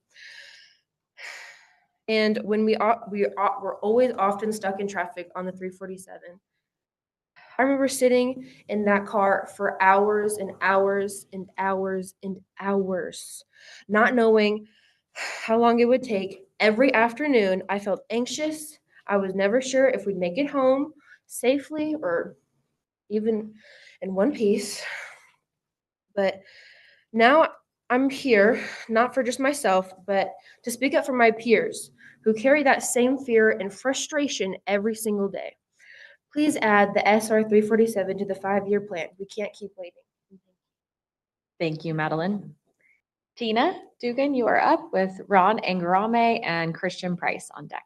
Hi, everybody. I'm Tina Dugan. I am a mom, a small business owner, and a real estate agent. I'm about the middle, so it's time for everybody to go hand up, let's stretch. I just wanted to remind you about a few things. I want to thank Director Toth and the ADOT for coming up with the alternatives that you're providing today. My personal favorite's number 3. I think everybody is important. As a real estate agent, I've watched buyers walk away from the homes they loved because of the 347. In 29 years, the 347 has sat as we see it today. While we've grown from 3,000 in a little farming community that we moved to get away from growth to over 80,000 that we are today. The reputation is well known. As we sit here right now, they're investigating another accident, the second one this morning. I got lots of people out there sending me info while we're here. It's well known about accidents, delays, unpredictability. I've missed appointments due to serious crashes, and like so many of us, I've waited, stuck in traffic, knowing that someone's life may have changed or ended as the reason for my delay. I understand you have hard decisions to make, but this isn't just a line item or a map adjustment. It's a lifeline for tens of thousands of people who rely on this road every day. I respectfully and urgently ask you, please put State Route 347 on the 5-year plan. My personal favorite's alternative 3. I might have already said that. I just thought I'd again. Our community can't wait any longer. Thank you again for the opportunity. Thank you, Tina. Ron Angarame with Christian Price on deck and Benjamin Bitter on deck. Thank you, ADOT, for the opportunity to speak again about State Route 347. We recognize every project you consider is important, but we also believe in using data to make decisions for the greatest impact. One project has experienced the tragic loss of 3 lives over the past decade and 145 accidents. State Route 347 has had 43 fatalities and over 2,500 crashes. That's 14 times more. We're not saying one life matters more than another. We're saying 43 lives lost is a clear red flag, proof that 347 poses a disproportionate and urgent risk to the tens of thousands who rely on it every day. Delaying 347 2 or more years will likely mean 8 or 9 lives lost. If safety is truly the priority, 347 cannot be overlooked again. What do I mean by again? Back in March of 2018, ADOT's own corridor profile study rated 347 as, quote, poor/below average across many performance measures. The recommendation then widened to 6 lanes with a concrete median barrier. The cost then, $83 million. Today, the cost is $136 million. That's $53 million more. From 2018 to 2023, there's been 1,701 accidents and 25 fatalities. How many of those could have been prevented? Would 10-year-old Heidi Fernandez still be alive if the recommendations had been acted on? We'll never know. But we do know this. Ignoring 347 again will cost more lives. Please add a fully funded 347 to the 5-year plan. Thank you. Thank you, Ron. Christian Price, you are up with Manager Bitter and Vice Mayor Henry Wade on deck. Thank you, board members, Chair Daniels. Appreciate your time and your service. As you know, I was the mayor of the city of Maricopa for 11 years, and I followed this board around for that entire time. I'm not sure I missed a single meeting anywhere, all over the state. I truly understand how complex transportation is, and I certainly don't envy your decision making, but I do appreciate and respect the amount of work that you and staff have gone through to try and come up with alternatives. While I'm not going to sit here today and say that I propose one over the other, I don't want to presuppose for any of your decision-making processes. I do want to point out the representative government that we have going on here today. You've seen youth, you've seen those of age. You see lots of passionate people in this room. In fact, I was just making friends with my seatmate over here, Jeff, who has a very passionate plea for you on his project, and that will continue to happen. And I think that's a good thing. Maricopa shows up. The 347 is critically important for the growing city. We have spent our time over the past 15 to 20 years as a new city on the scene, truly trying to build coalitions, understand the complexities of transportation, and find ways to do more with less. And so I think that what you see here today is as we've tried to create a model by which you build those coalitions with Gila River, Ak-Chin, Pinal County, MAG, the city of Maricopa, and others, that we also tried to bring money to the table, because that allows for more projects and therefore more things to get built. Clearly, you have some tough alternatives and decisions to make, but I think the choice is clear. I do want to point out that while we're probably only halfway through the public comment at this point, not even so, I apologize, but at the same time, I haven't heard anyone step up and say, I really support pavement preservation. So that being said, I hope that you can find it in your hearts to make the right decision. And I really do appreciate pavement preservation, but you've got some tough choices ahead. Thank you. And please find a way to put 347 in the plan. Pavement preservation comments usually come while you're driving. Yeah. In the form of expletives. That's So, right. all right. Thank you, Madam. Manager Bitter. Yeah, thank you, Madam Chair, members of the board. What a blessing to follow Christian. That's great. As a city manager, we deal with competing resources, competing projects, and limited options. Well, actually, unlimited options, limited funds for those options. So I understand the difficulty that the board and that the staff has in creating a 5-year plan. That being said, when we look at those things, we have to do the right things at the right time. And as we've come to this process today, and we've signed an intergovernmental agreement with ADOT to get this project done. As we've contributed funding, we're bringing funding to the table so that the project can get done. We brought the facts, we brought the data, we've brought all of the right things, and it's the right time. My daughter this week just got her driver's license, and in a similar echo, we don't let her drive on the 347. When we're having doctor's appointments or dentist appointments, or orthodontics appointments, or whatever it may be, we're driving to the valley every time. That's my wife or I driving. It's a challenge, but together we can overcome that. Over the course of the last few months, over the course of many years, as we've had these conversations, City of Maricopa has created a great partnership with ADOT.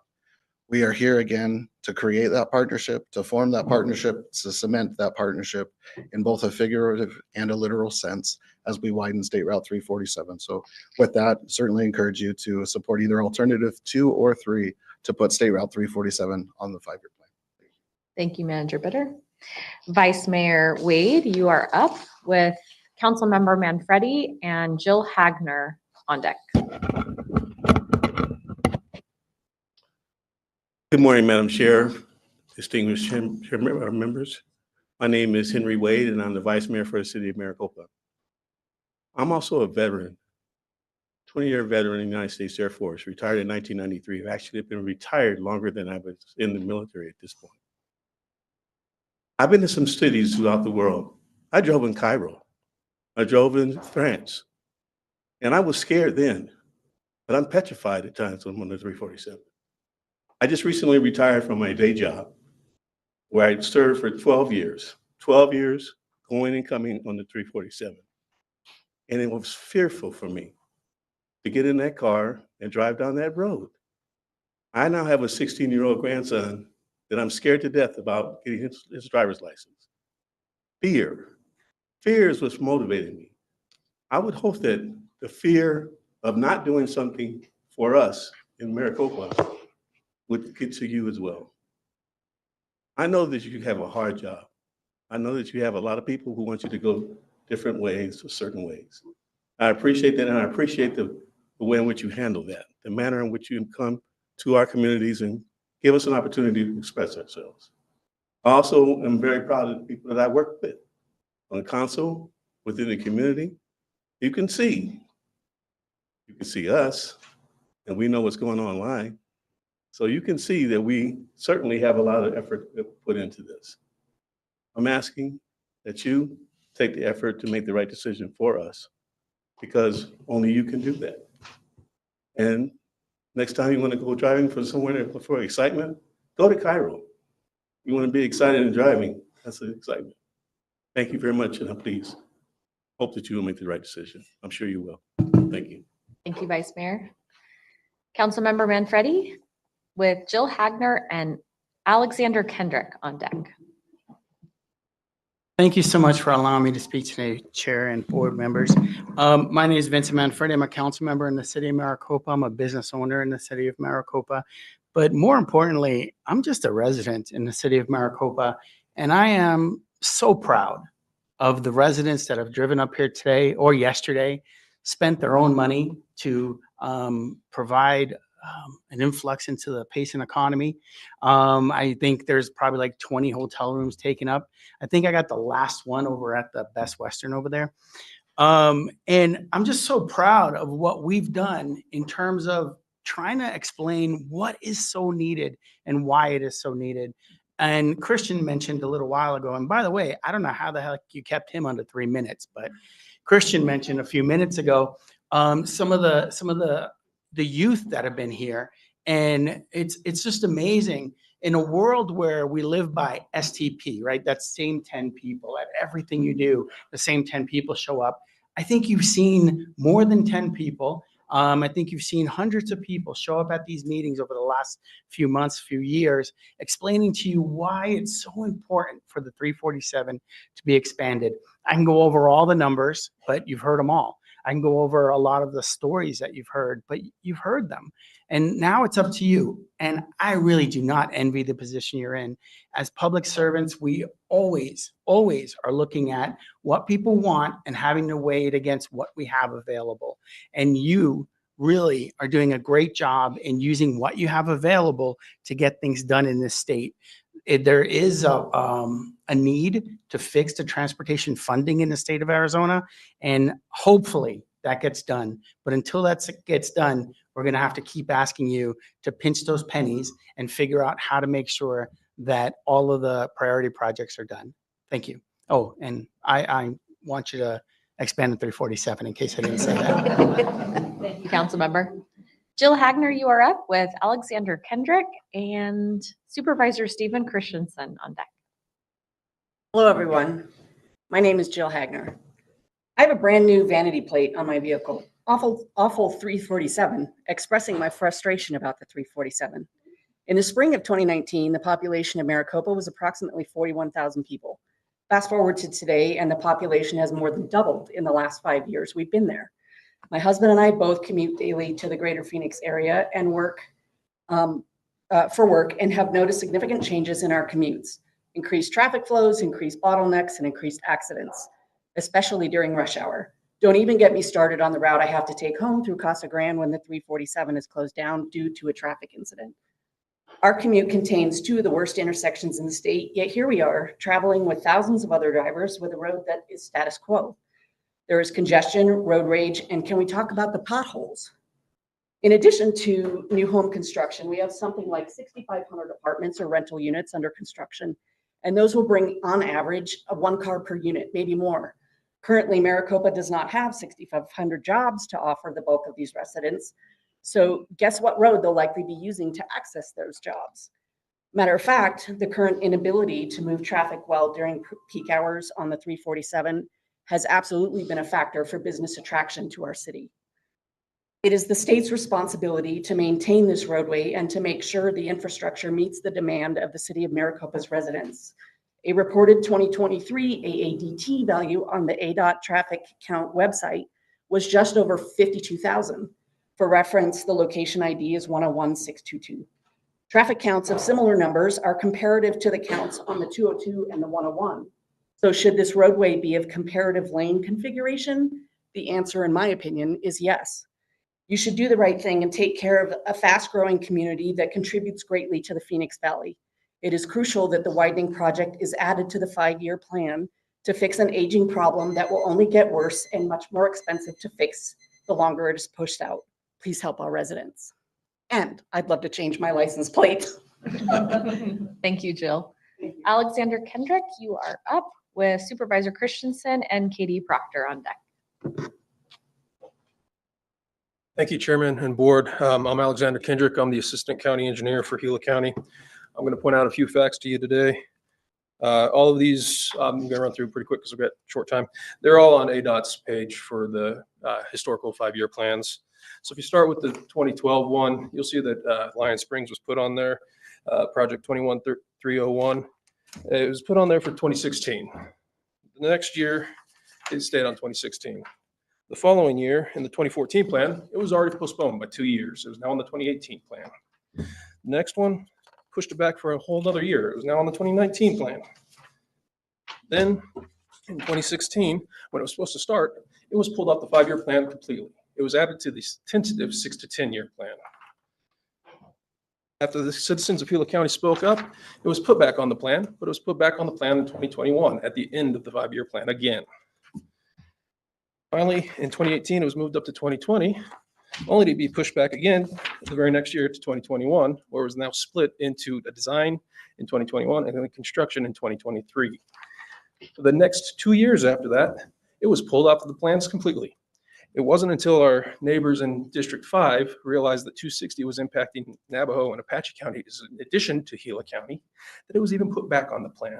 It's put back on the plan and moved to, so after 10 years, excuse me, it was put back on the plan.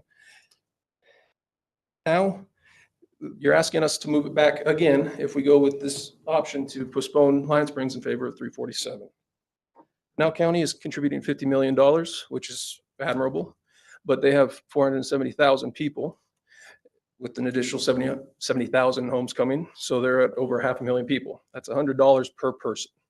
Gila County has 50,000 people with an average median income of $50,000 a year.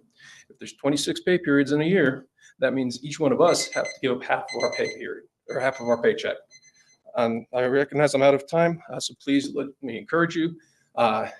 Whichever way you vote, drive out 260 today. You're here, take the time, go the extra miles on your way home, see what you're voting on, understand what you're making the decision on. Thank you. Thank you, Alexander. Supervisor Christensen with Katie Proctor and Belle McDaniel on deck. Thank you, Madam Chair. Thank you, fellow members. Welcome to Northern Gila County and Payson. We love it up here. And Alex, he's one of our finest. I guess he might have just described the proverbial stepchild. But the thing that I'm impressed about today is the amount of young people that spoke today. I thought that was really special. Lots of projects on your plate. I'm here really to just speak from my heart to your heart. Don't delay or prolong the Lion Springs project. I left you a package, all of you, and just within the last 21 days, we've had multiple accidents and deaths. That's going to continue. The price is going to continue to go up. ADOT has built a beautiful 4-lane highway all the way from the valley to Coconino County, and we have a 5-mile stretch to complete that. My wife and I have lived here for over 35 years, and we remember when it was 2 lanes most of the way, and 2 lanes up the rim, and all the bridges you built, and all the wonderful things you did, and yet we have this choking point. And we just had an accident yesterday. We were out having a meal at a kind of an appreciation dinner at the county yard right there. And there was an accident within 100 yards of us right there, head-on collision, and both directions were stopped. So it's a public safety issue. It's also about real people. There's, I provided you actual photos of people that are now dead that were alive a week ago. And so these are people in our community. So the need is there. That's obvious. So I'm just asking you to keep it secure in the schedule. It needs to be done. Whether you do it now or later is the difference between lives and dollars. So I appreciate very much you allowing me to speak. And thank you. Thank you, Supervisor. Katie Proctor, you are up with Belle McDaniel and Rochelle JP Terrell on deck. Good morning, members of the board. My name is Katie Proctor, and I'm here on behalf of the city of Maricopa, asking you to please include the 347 in your plan today. I spent almost 20 years of my life commuting through the Broadway curve, and the only thing you could say about that commute every day was that you were going to have a lot of delays, accidents. It could be 30 minutes, could be an hour, who knew? Until about a month ago. And all of a sudden, everything opened up. And it's like the clouds parted, and I all of a sudden had a reliable, dependable way to get to my job downtown at the Capitol. And it was incredible. And that's thanks to really forward-thinking, visionary people who made that happen. And it reminds me of one of my other favorite projects too, which was the Nogales Flyover Bridge, a project that took traffic away from the border, up out of town, and made sure that commerce could flow without going through a school zone. And that project was defined by its local partnership between the city and the county and ADOT. And those two projects were transformational for their communities and for their regions. And I want you to know today that when you approve the 347, you will also be creating a transformational project for our community and our region. There are people right now who are relying on you to make this happen because it's been too long already. And when you look back at Broadway Curve down the road, and when you look back down the road at the Nogales Flyover, what you look at is you look at it and think, gosh, this was always supposed to be this way. And 10 years from now, 5 years from now, people are going to drive on the 347. They're going to say the same thing. It was always supposed to be this way. And that's because of the actions that I hope you are going to take here today to make that work. You've heard from our residents and from our city council, and you've heard from the county, and you've heard from a plethora of people who have asked you to do this for many, many months, over many, many years. There are folks actually right now back in town at a watch party, if you can believe that, on a Friday morning. And I just want to show you really quickly. That's them. There are over 100 people watching our live stream on this. And then there's a group of folks sitting there right now cheering every time someone comes up and speaks about 347, because this means the world to our community and to our region. Thank you. Thank you, Katie. Belle McDaniel, you are up with Rochelle JP Terrell and Gail Randolph on deck. Good morning, Madam Chair and members of the board. My name is Belle McDaniel, and I serve as a council member for the town of Star Valley, and I appreciate the opportunity to speak with you today. I'm here to urge you not to delay yet again the long overdue road expansion project in our town.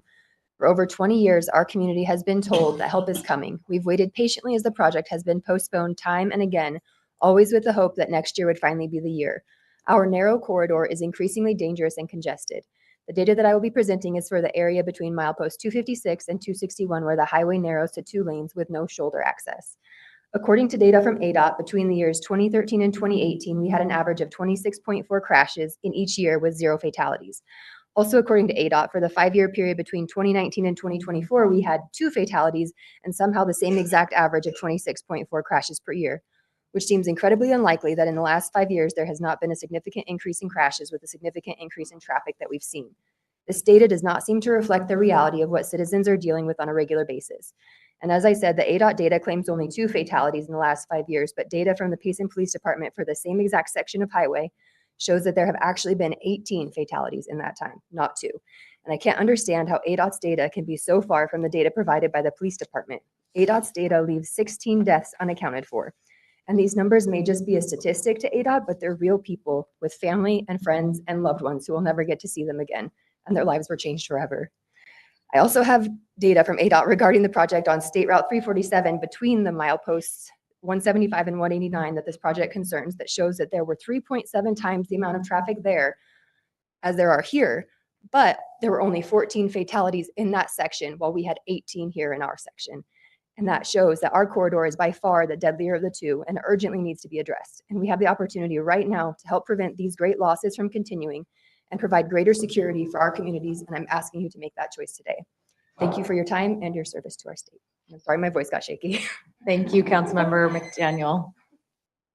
Rochelle JP Terrell and Gail Randolph is on deck, along with Jeff Robbins.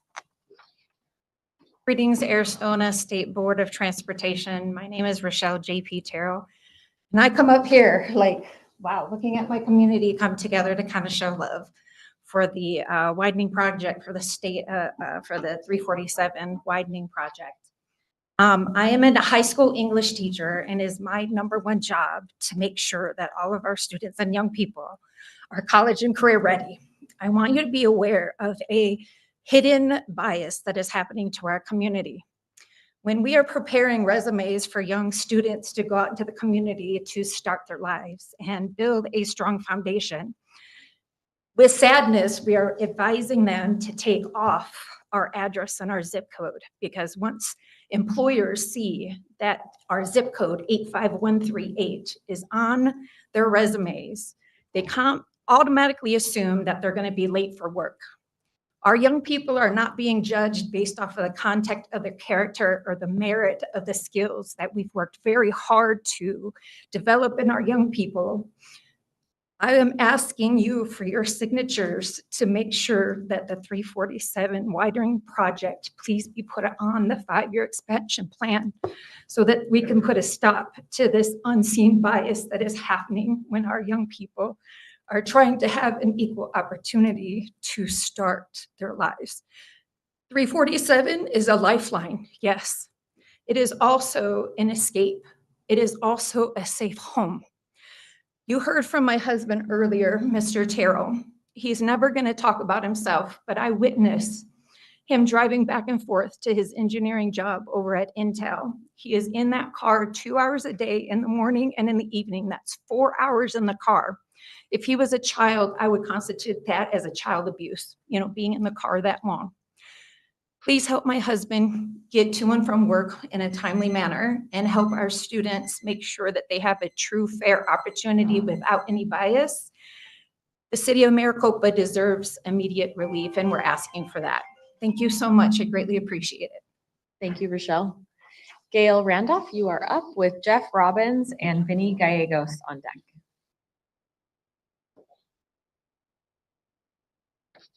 Hi, Madam Chair and board members. Thank you for the opportunity to let me speak today. I wanted to give a shout out though to the folks that are at the watch party. We're here today because you matter, and I'm so proud of you. Again, my name is Gail Randolph. Many in the community know me as G Money. I'm a longtime resident, a community advocate, and a HUD certified housing counselor who works every day with families trying to build stable lives in Maricopa and the surrounding areas. I'm here to ask that the expansion of State Route 347 be prioritized and included in the 5-year plan. This isn't just about traffic. This is about equity, safety, and opportunity. Thousands of hardworking families travel the corridor daily, including me, many of whom commute long hours just to access jobs, education, and healthcare in the valley. The current state of State Route 347 is not only dangerous, it's a roadblock to economic mobility for a rapidly growing diverse population. Maricopa is one of the fastest growing cities in the state, and yet the infrastructure hasn't kept pace. That's unacceptable. The congestion, the accidents, the delays affect our seniors, our students, and working class families. We need a commitment, not just to concrete and asphalt, but to the people who rely on this road to survive and thrive. Please hear our voices today.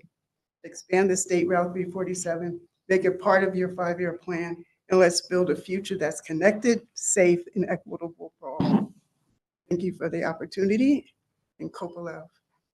Thank you, Gail, or if we may call you G Money as well. Jeff Robbins, you are up with Vinny Gallegos. I have a record time. And Donna Johnson on deck. Hi, Jeff, passionate Jeff. Thank you for your time to speak. And I really appreciate Maricopa for being such solidarity. I admire that. Obviously, both these projects are important to their communities for safety reasons. And I would argue, a popular decision is not always the correct decision, but the Lion Springs project is vital. Theirs is important. There's no side lanes for avoidance. We have an inordinate amount of head-on collisions because you can't avoid it.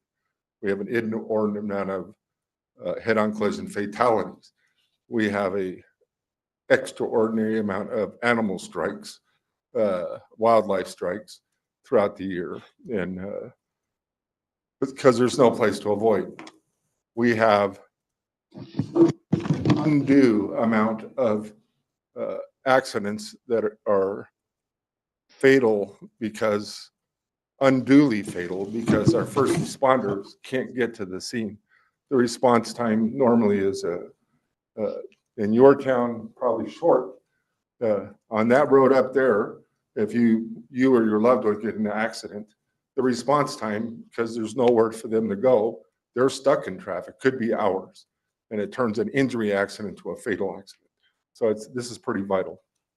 An important conversation we're not having is freight choke points.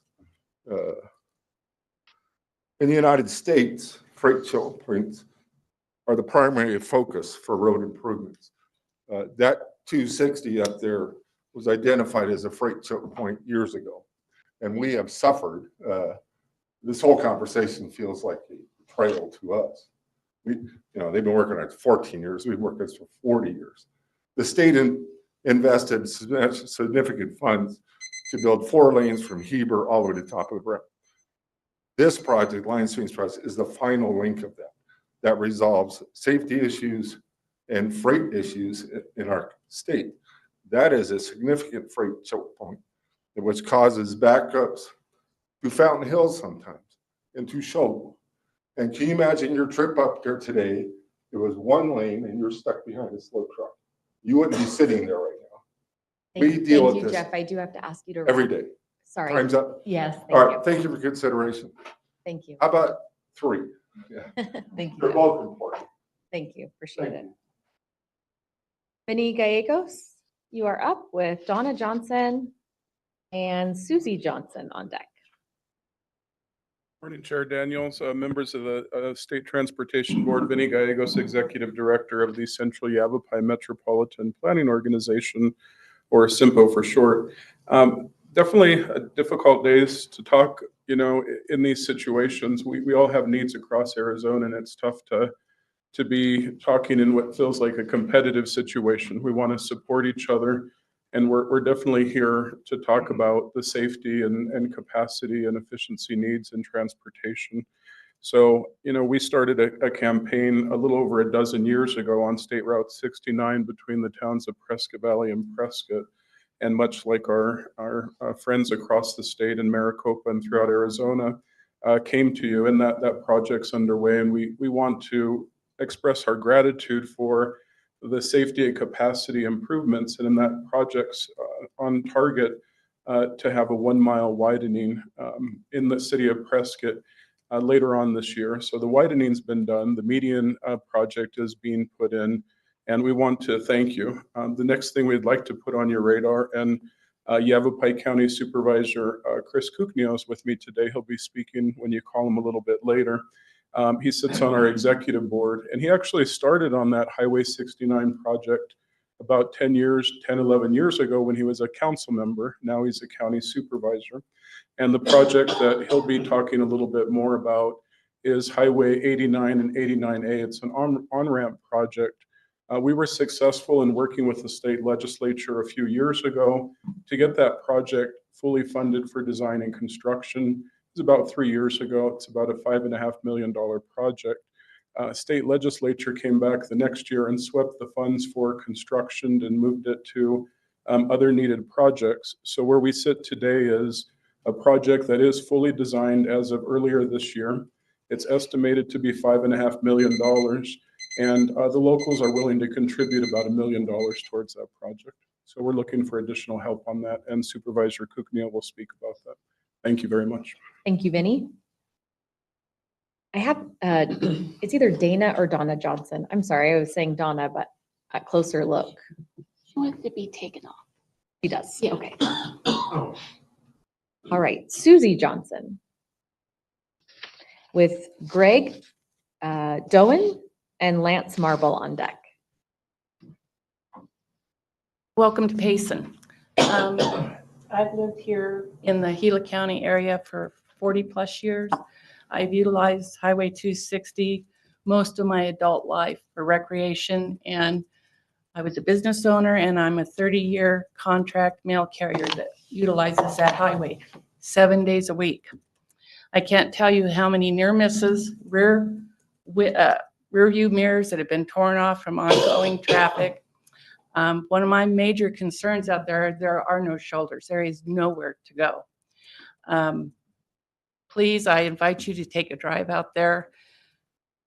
In one area and stretch of that highway, there's a canyon and a mountain.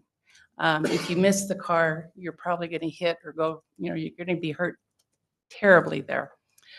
As you know, you've read all the statistics. All of that's been presented to you today. I hope you all take that into account when you make your decision about where the money is going to be spent. I heard one statistic today that concerns me. You were talking about the amount of traffic that goes down other highways and state highways in this.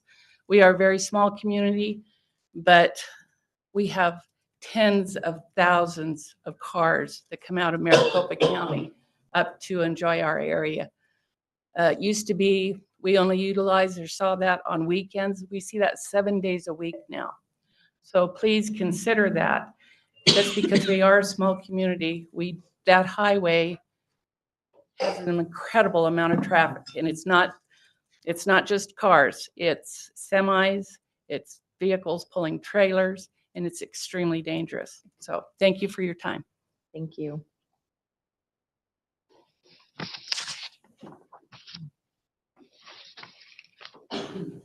Greg? Greg Dillon? Lance Marble? Are you Greg? I'm Lance. Lance. All right, come on up, Lance. I want name tags for everybody.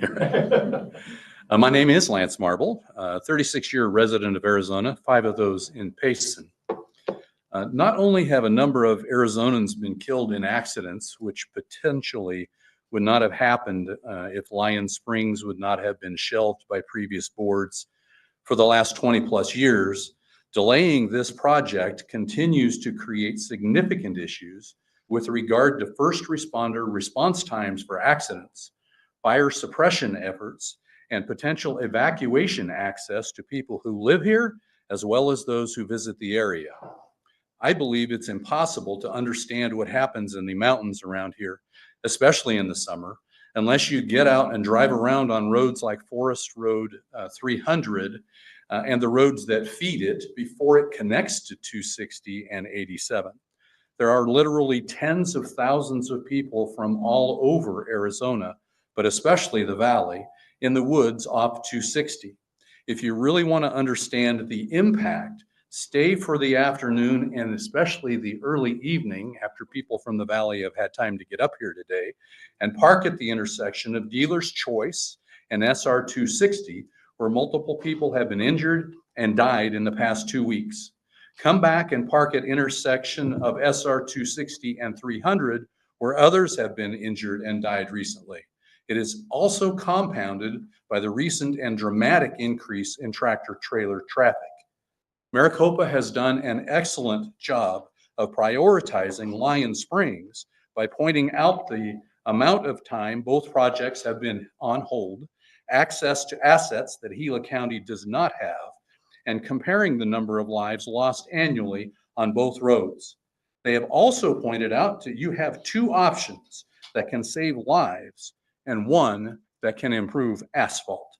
For the sake of lives to be saved, select option 3. Thank you to the staff for identifying it. Thank you, Lance. We have Supervisor Chris Kuknyo, and on deck will be Manager James Menlove and retired Fire Chief John Wisner. Sorry, I didn't give you much notice. No, and it's hard to hear in that hallways, but Board Chair, I am Supervisor Chris Kuknyo, Yavapai County District 4. A lot of similar themes going through this whole deal today, but I'm here to talk about State Route 89 on-ramps. This is where 89 and 89A come together. And 3 years ago, we were funded fully for design and construction. And then 2 years ago, the legislator swept the money for the construction portion, but we pushed ahead for design, and design was completed in February of this year. As we say, it's a shovel-ready program. It's ready to go. It was supposed to be starting next month, basically fiscal year 26, and it fell out. It's a relatively low-cost project in the grand scheme of things, and this could be a very quick fix for ADOT and the area. Both the county and the city of Prescott have committed funds, because it's always good to throw in on these projects and not just say, give us money. We'd like to have you guys commit to help us see this project completed. Hope the board and ADOT will see that the wisdom of this project and support its completion with the funding. It's the 89 on-ramps connecting 89 and 89A. Thank you. Thank you, Supervisor. We have Manager Menlove, on deck, retired Fire Chief John Wisner and Lisa Lamoureux. Good morning, Chairman Daniels, members of the board. Thank you for your service. Having worked in public service my whole life, it's important what you do, and your contributions to the state of Arizona are significant. I wanted to give appreciation to the Arizona Department of Transportation. In the past few years, we have constructed in Gila County the Tonto Creek Bridge. Tonto Creek Bridge was an essential safety issue for us in south of Payson. Recently, we were recognized for that bridge in Washington, D.C. for the design of that bridge. We were partners with ADOT, and ADOT managed that project for us. Next month, we will be recognized by the American Public Works Association for the project of the year for that bridge. So thank you, ADOT, and you for your partnership with Gila County. I want to point out I'm really surprised at all the people from Maricopa that have come up here. But then when it gets to 110 degrees in the valley, what better place to come than Payson, Arizona?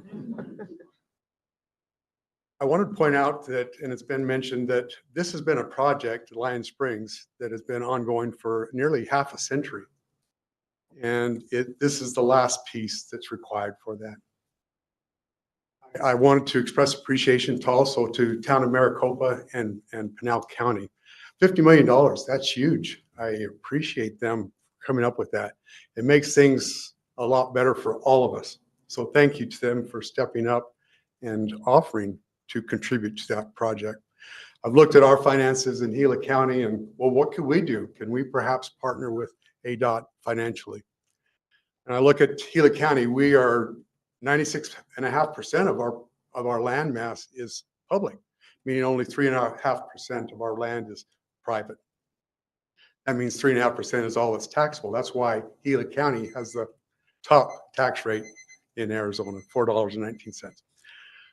I would encourage, I didn't know option 3 was on the table, but I think that's a viable thing. We all need to go to the state legislature when they have additional funds to lobby them to allocate those extra dollars as they did a few years ago to pavement preservation. So thank you. Thank you, Manager. John Wisner, if I'm saying that right, or correct me. Yeah, no, that's perfect. And it is no accident we are in Payson in June and Flagstaff in July this year. My name's John Wisner. As it says there, I'm the former fire chief of Hell's Gate Fire District, where Lion Springs segment lies within that fire district. I really don't know what to say to this board today to make you understand that it needs to be done. I've thought of many things. I've thought of, would you have a college young person in your family that said, I'm only 1 credit away, it's a good time to quit. I don't think any of you would go for that. So I'm just frustrated. I have begged this board, I have pleaded with this board in 2018 and 2019 just to have this project put back on again and taken off again in some sort of bipolar staff recommendations coming out of this. You need to get this project done, folks. People are dying, lives are at risk, communities are being choked. It just needs to get done. What you can do in Arizona and what you can't do in Arizona. Well, I can start my career in early 1990s and completely finish it as the fire chief. Start as a volunteer, finish as the fire chief with a state pension, and live up here in the same time that you guys can't finish a 5-mile segment of highway and you keep kicking it down the road. We have the freshmen in the room that come to school and they don't like the school lunch. And now seniors are saying, yeah, the lunch sucks. But you're going to have to figure out how to change it. Well, 347 definitely needs to be fixed, but so does Lion Springs segment. It needs to be fixed. You're going to have to tell your staff once in a while, we don't like your recommendations. You're going to just have to go back, fix these projects. Tell someone in Maricopa County that lane on that freeway is going to have to wait. Something else you can get done in no time at all. You can fix the Broadway curve. You can pat yourself on the back, but you can't fix a 5-mile segment in Arizona. So maybe these people have been the carrot. Maybe I'm the stick, but folks, it's time to finish this job. Leaders lead. You're a board. Lead your staff. Take the recommendations, but say enough is enough. Thank you, John. Lisa Lamoureux, you are up with Supervisor Shepherd and Maria Reich on deck.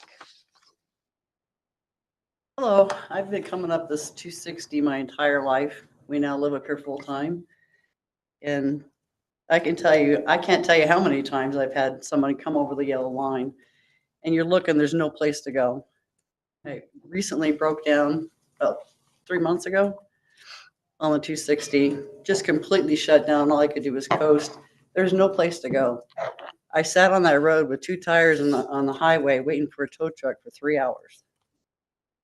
We have been waiting well over 20 years for this project, and it just keeps getting pushed back and pushed back. I don't know how many lives you expect for us to lose before you actually take action and get this done. Thank you. Thank you, Lisa. Supervisor Shepherd with Maria Reich and Councilmember Duker on deck. Thank you, Chairwoman Daniels and board members. My name is Alton Joe Shepherd. I am a county board supervisor for Apache County. And as you know, I travel along with you guys to many places throughout the state. I also wear other hats as well as an ACOG regional chair person and also president-elect of our County Supervisors Association.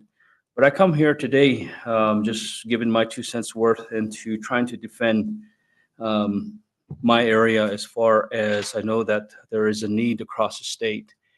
And a lot of times, you know, some of us people, that are local people, think that, you know, the simple thing in understanding how ADOT has to operate and how it gets its funds, you know, it could be simplified. And what a lot of us leaders have been asking for is that when is the time going to come to amend the fuel excise tax across the state?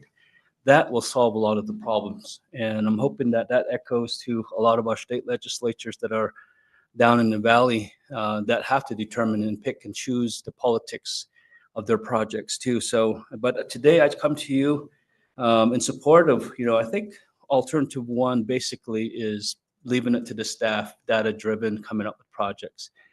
But when we get down to alternative two, I know that we're getting into trying to find some solutions. I use 260 all the time. And if there's an accident, it shuts down and I have to go all the way around sometimes down to Gloob or back around Flagstaff. But I'm mainly here to question as far as alternative three. There's a section in there, I-40 Carino to Hawthorne, that's being eliminated or deferred down. But a lot of it has to do, and that's really in my area, and that's what I wanted to defend. Is there any other projects that can substitute that and leave this project as is and moving forward? So that's my 2 cents ask for the board, and if that's an alternative or something that can be looked at before it's finalized, I would really appreciate that. And again, thank you for this time. Thank you, Supervisor Shepherd. Maria Reich or Reach? All right, we'll move to Councilmember Dennis Duker. And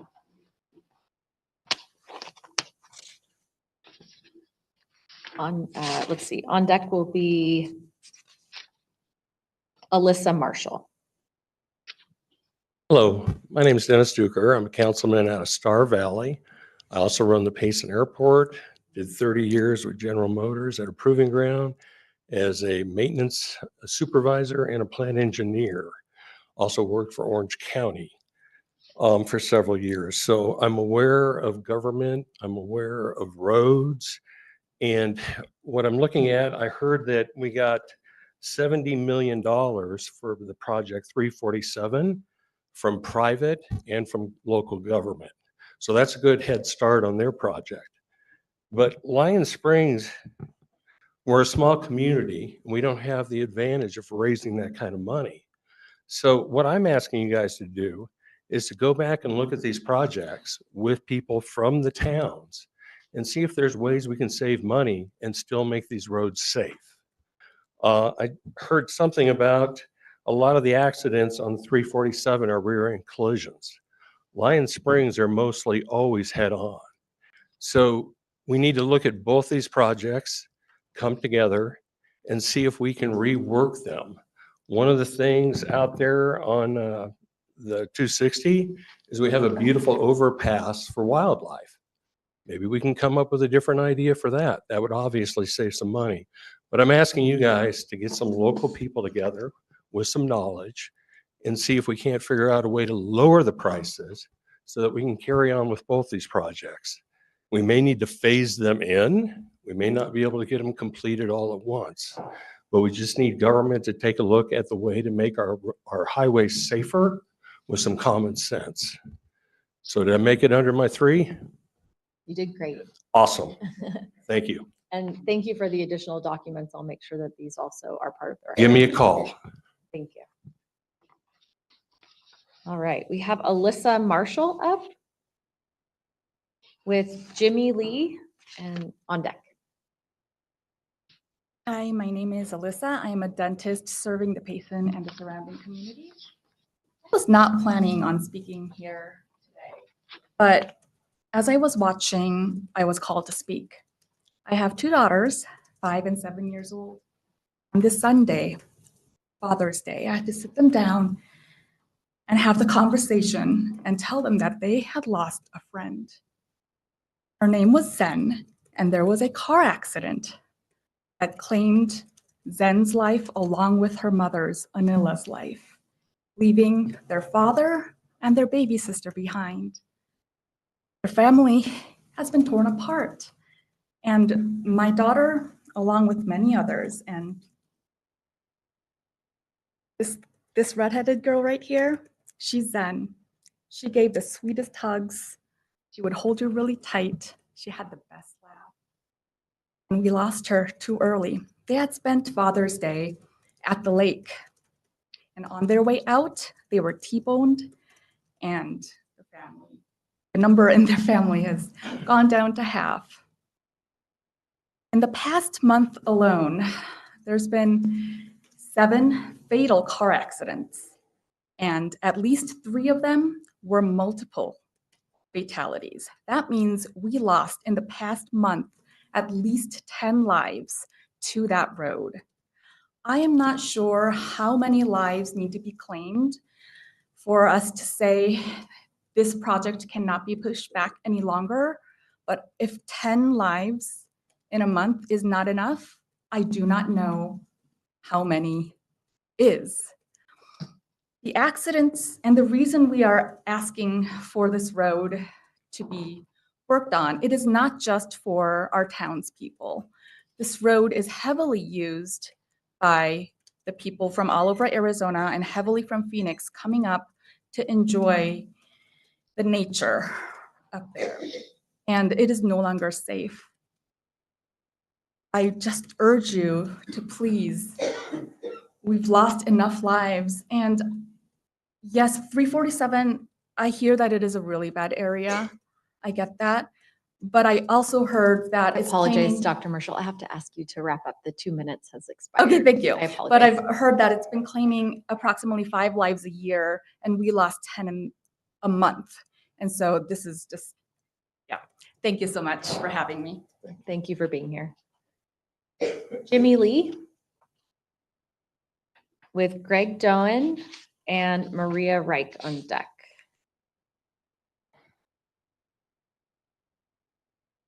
Hi, how are you?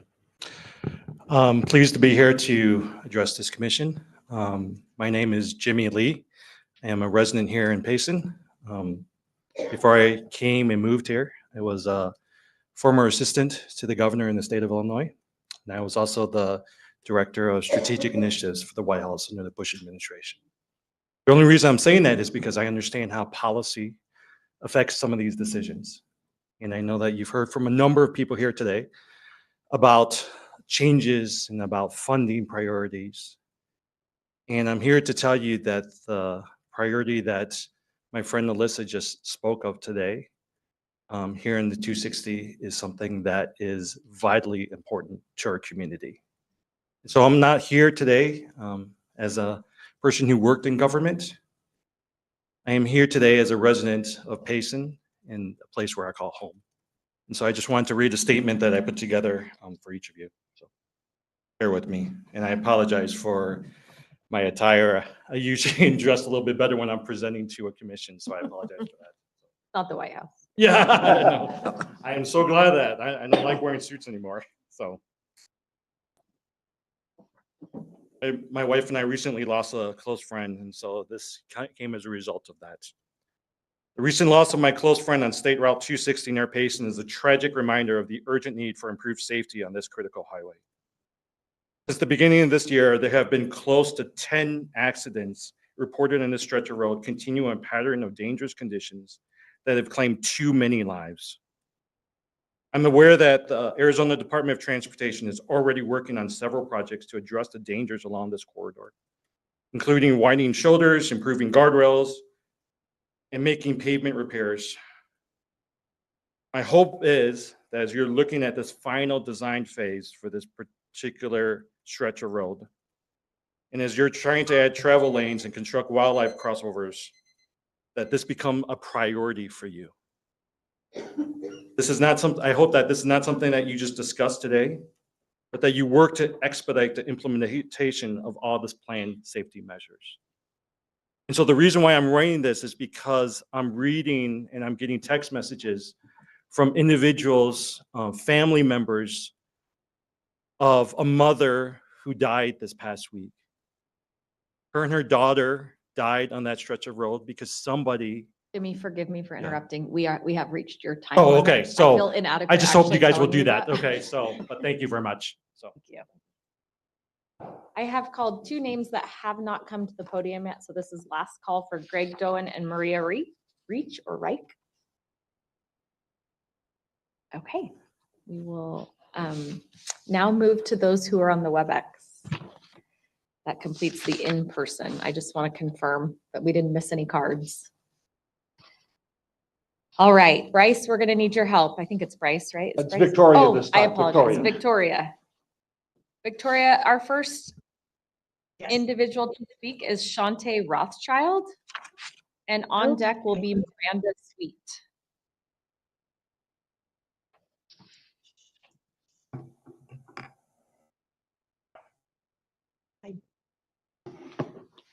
Ms. Rothschild, please raise your hand. Victoria, do you see? Do you see Ms. Rothschild? Signed off because I'm not seeing. Will you please remind the callers what they use to raise their hand if they're not on the WebEx service? Yes. *6. I think. Is that correct? *6 to raise your hand? It is actually 1 second. It should be *3 to raise your hand and lower, and then it's *6 to unmute your line. Thank you. I don't see Ms. Rothschild unless she's one of those people who just called in and just has a phone number. Okay. We'll call Ms. Roth, Mr. or Mrs. It's Shantae Rothschild in just a moment. Miranda Sweet, could you please raise your hand? And on deck will be Devin Pitcher.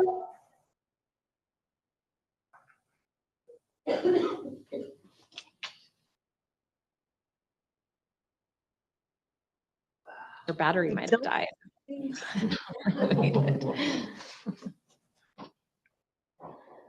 They may have already signed off. Okay, we'll move on to Devin Pitcher. Is Devin Pitcher on the line?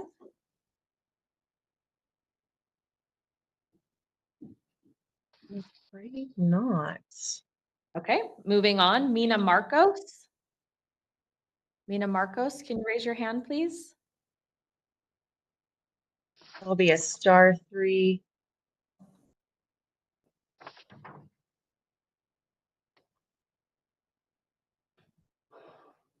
Nope. All right, Oh, Kelly wait, Anderson. we do have Mina. Okay, Mina. Mina, your mic is now unmuted. Mina, just a reminder, there's a 2-minute limit. Good morning. For the record, Mina Marcos, Management Analyst for the Town Manager's Office. On behalf of the Town of Sahuarita, I'd like to extend my sincere appreciation to the State Transportation Board, and especially the South Central District Engineer and Administrator for their support of the Duval Mine Project as a district mine project. We are excited by this news and grateful for your support and quick response in helping us move forward with addressing the bridge's challenges and safety concerns. With the project application now approved and moving to the next phase, including it being assigned to an ADOT project manager and going through the regular project delivery process, again, we remain optimistic that the project will reach its construction phase within FY26. We truly appreciate, again, board members, your support for funding the local projects like the Duval Mine Project through the District Miner Project Program. We look forward to working together and fostering this great partnership as the project progresses. Thank you once again for your continued support and commitment to improving infrastructure in the Sahuarita community. Thank you. Thank you, Mina. Do we have Kelly Anderson on the WebEx? Yes. Kelly, Kelly, you're up. your mic is now unmuted.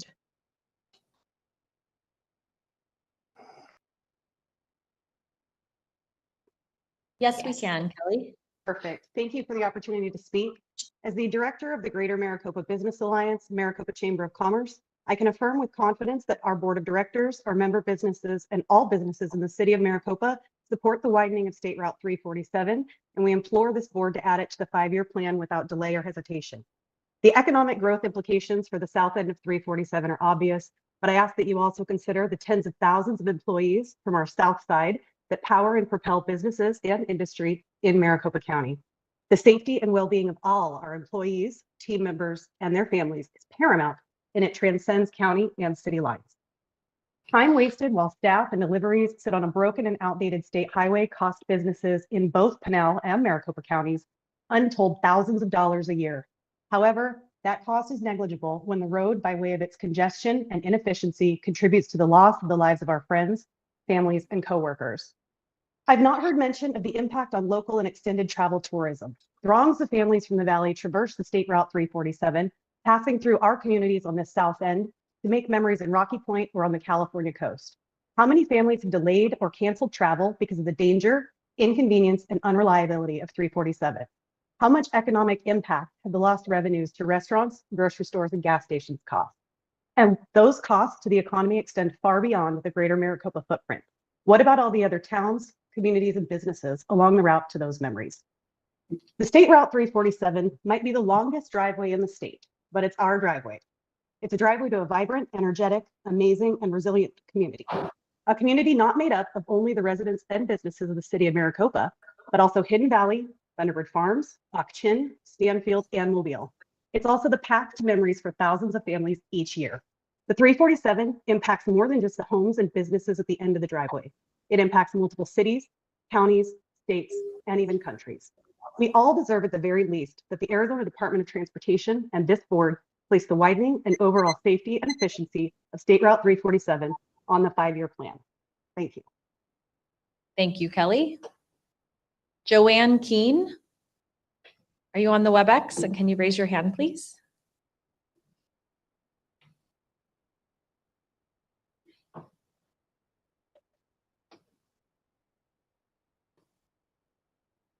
Victoria, do you see Deputy Manager? Yes. One moment. Hi, Joanne, your mic is unmuted.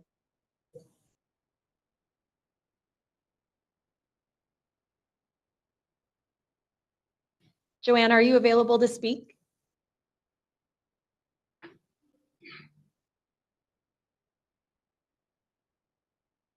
Victoria, does Joanne have to do, is she on the phone or something? Does she have to do *6 to unmute as well?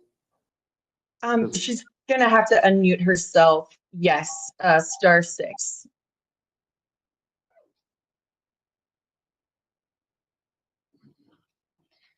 Joanne, can you hear us? We cannot hear you. All right, Victoria, we'll move to Stacy Martin. Okay. Stacy Martin, it looks like, is calling in by phone.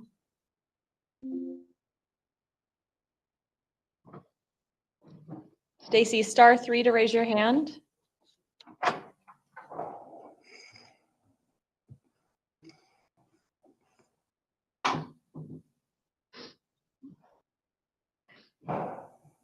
Any luck, Victoria? No. Okay, I'm going to do one last call for the remaining names that have requested to speak but have not. If any of these individuals are on the phone, if they want to hit *3 to raise their hand, and then they can just introduce themselves at that point. Shantae Rothschild, Miranda Sweet. Ms. One Rothschild, moment. just, I have Shantae. Okay. Your mic is unmuted, Shantae. Are you able to hear me? We can. Please proceed. Wonderful. Thank you. I'm Shantae Rothschild, a lifelong Arizonan, school board member in Maricopa, and a political organizer. But above all else, I'm a mother, daughter, wife, and proud grandmother. 4 months ago, my son and daughter-in-law gave me the most beautiful gift. Don't tell my other kids, but my granddaughter, Ari. She's amazing. Holding her for the first time, I felt overwhelming love and a renewed sense of responsibility.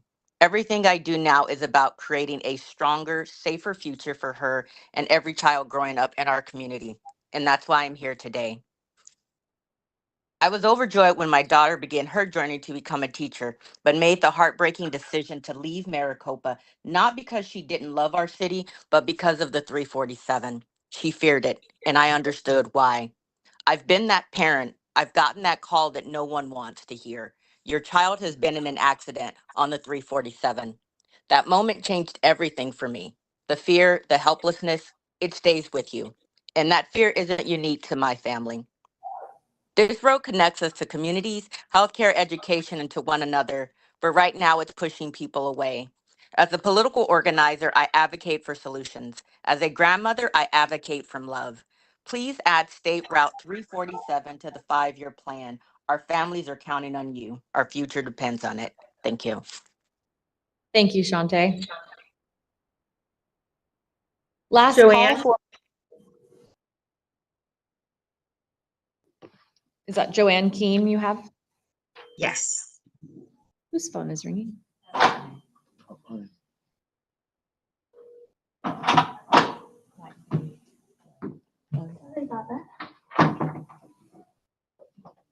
Do you have Joanne? Yes, Hi, we can have you hear Joanne me? now. Yes, we can hear you, Joanne. Please proceed.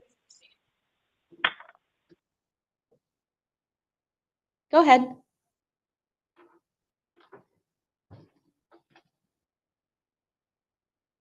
We lost you. Okay, last call for Miranda Sweet. Okay. Devin, is that Joanne? It's Joanne. Yes. Please, yep, proceed. Okay, I'm sorry. I'm having issues with unmuting. Well, good afternoon. I guess it's still morning. My name's Joanne Keene, and I'm a deputy city manager for the city of Flagstaff. I'm here representing the city and also Metro Plan. Our vice mayor had to hang up due to other commitments, but appreciate the opportunity today to talk about our Arizona Smart Fund application that'll be up next. And a request for a partial match for a raise grant for the Butler Fourth Safety and Multimodal Improvements Project. The city of Flagstaff was awarded a $19 million raise grant in January 2025, and we are one of 3 awardees in Arizona. The Butler Fourth project modernizes transportation networks to streamline traffic flow, reduce delays, and improve safety for all users. This area has high traffic volumes and is an important designated truck route that hosts a truck stop and hotel with separate overnight truck parking. This project addresses safety issues for truck drivers to navigate the corridor both on foot and in their trucks. In fact, when we submitted this grant, we had a very strong support letter from the Arizona Truckers Association. The RACE program is one of the most competitive federal discretionary programs in the nation, and the city winning this award speaks to the merit of our project. Our application is for 3.8 million in match dollars, and we're providing 9 million in our own local funds towards the total project, which is a cost of 32 million. Since the time of the RAISE application award to the city, there has been a $4 million increase in cost, which is why the city is requesting this funding to complete the project. While we understand there may not be enough money in the AZ Smart Fund to meet our full request, we would be grateful for any assistance from the board for this application. And we've been working hard to educate the legislature on the need to capitalize the AZ Smart program. So we respectfully request that you approve the City of Flagstaff's AZ Smart application, and we thank the state of Arizona for making this important investment so we can continue to leverage federal funds for our communities. And thank you for all of your support on the State Transportation Board. I know it's an incredibly difficult job. So thank you. Thank you, Joanne. All right. Devin Pitcher and Stacy Martin.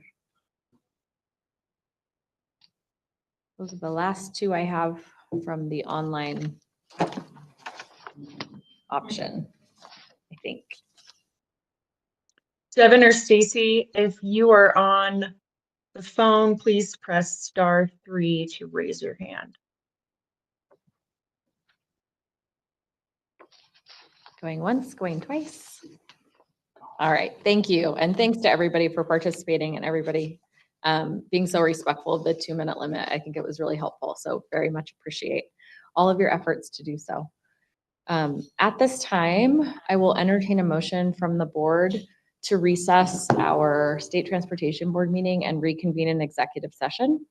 A second. We have a motion and a second. All in favor, please say aye. Aye. Aye. Any opposed? Thank you. I expect this will be brief, not to belabor, but to be brief. And Board Member Hermosillo and Searle, we will call you on your cell phones. Okay. Yeah, sounds good. Thank you. All right, we are in recess. Thank you. 50 speakers. We did good. 50 in 2 hours, that's not bad.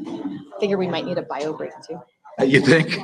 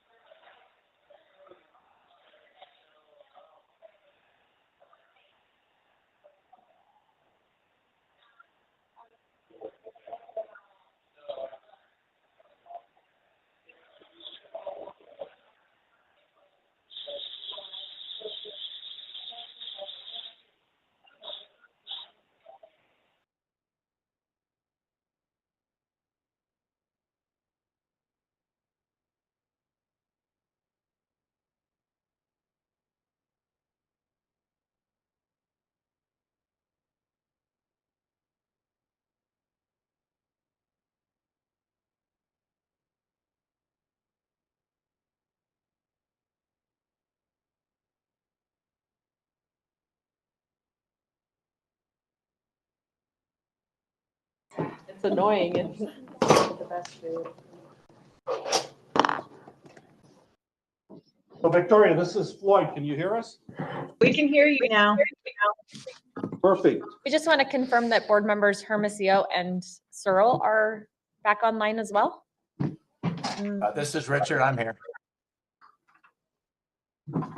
And there's I'm here. Okay, so that's Ms. Arceo is the calling user. Okay. Yes. Perfect. That's perfect. Thank you. All right, we are reconvening in our normal board meeting at this time. And it is time for the board to deliberate. So I look to my board members. Would anyone like to start? Really? Yeah. Madam Chair. Just get it over with. Madam Chair. Daniels? Oh, yes.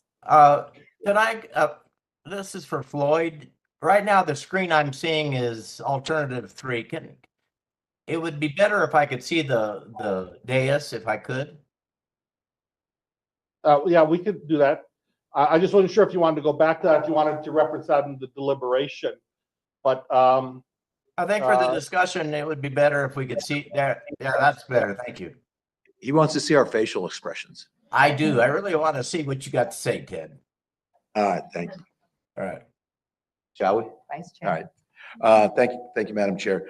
First off, to the staff, great job putting these things together.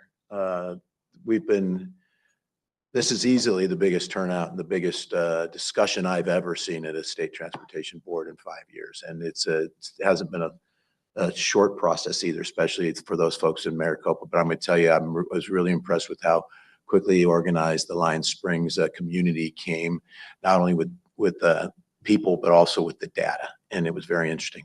But I do really want to thank the staff and the director for how you kind of read the room, and I'm not talking this room, but you talk about the sense of the board, the sense that we've had building over the last several months. I personally, and trust me, in Pima, as the representative from Pima County and my roles as on the Regional Transportation Authority Board, dealing with pavement preservation is the #1 issue we've got down there. So I understand concerns about us doing that. What I appreciate about the pavement preservation program is it is much more fluid. We can address things when they happen. And I really appreciated Greg having the answer for what's the current road conditions. Because as things change, we've got the ability and we can make a lot of adjustments. On the 5-year plan and on project specific things, it's much more difficult, not impossible. I personally believe alternative 3 is, because of that, is the best solution. Because we've heard today, we've got 2 significant safety issues on 2 significant roads, maybe different traffic levels. But when you look at, start judging, is the smaller road that maybe doesn't have quite as much traffic, but more fatalities, is it a percentage? Is it a total? It doesn't matter. They're both roads that are having parts of those roads expanded. And now it's a bottleneck. And anybody who travels I-10 up between Tucson and Phoenix, that's the biggest chaos we have for accidents, is not on the I-10. It's on the I-10 where it expands and gets wider and expands and gets wider. So I would personally suggest we consider moving alternative 3 into the 5-year plan. I'm glad it happened now. I'm glad we're not taking it on one project at a time. And I really appreciate all the effort and an incredible job of getting through, call the audience, 53 speakers in 2 hours is remarkable. And that means it was a good job by the speakers as well. Thank you, That's my Vice Chair. thought. Board Member Pashakai?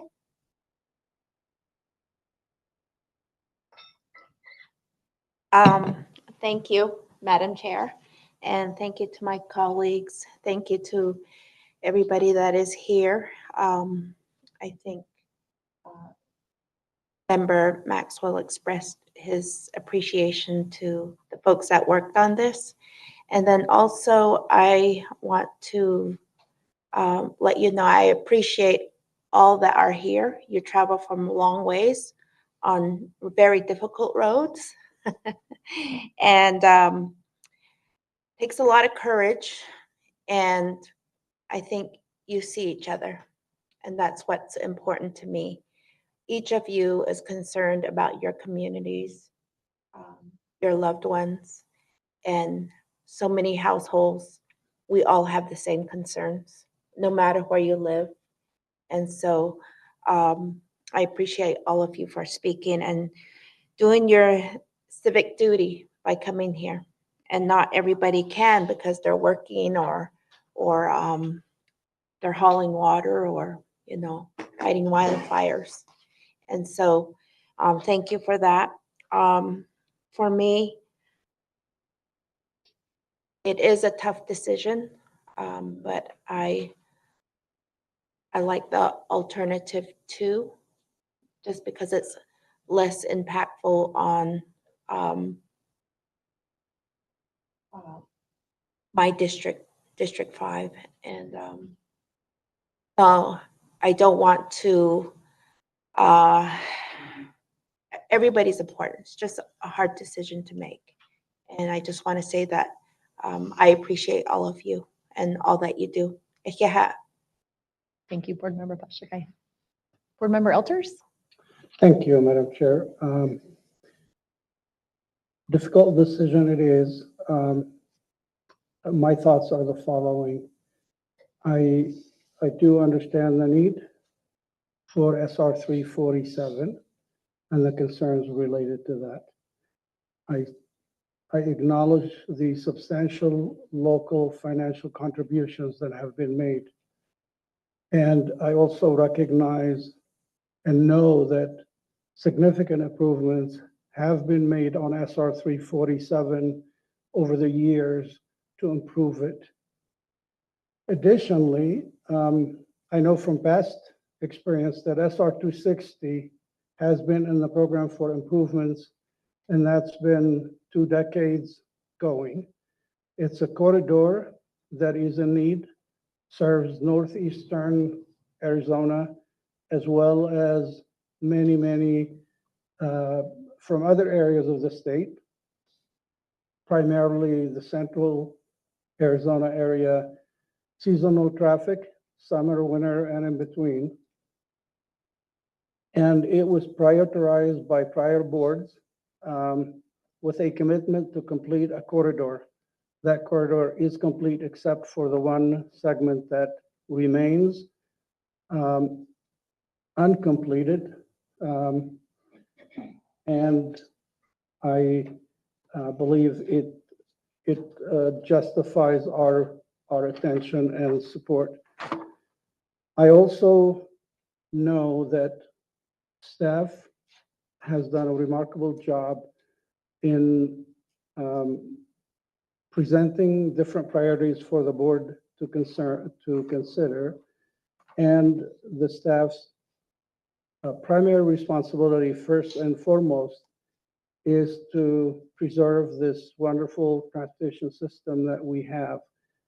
And knowing that there are north of $400 million a year in the system preservation, the staff who is committed, dedicated to ensure that our transportation system is well preserved will have ultimate flexibility in the flow of projects in a shorter duration, which is 2 years usually for system preservation, to address those pavement preservation projects that are being contemplated for in one of the alternatives. So with all that said, I cannot consciously support one project over the other. They're both critical and both need to move forward, and trusting that the staff will take care of system preservation. I do believe in my heart that alternative 3 is the best alternative given the needs that we have. And Madam Chair, I will end with, it remains necessary to take the passion that has been brought into the board meetings in this last 4 or 5 board meetings and today, and keep it alive and take it to our legislatures, because ultimately what we program is what is given to us as a board. We don't get to decide.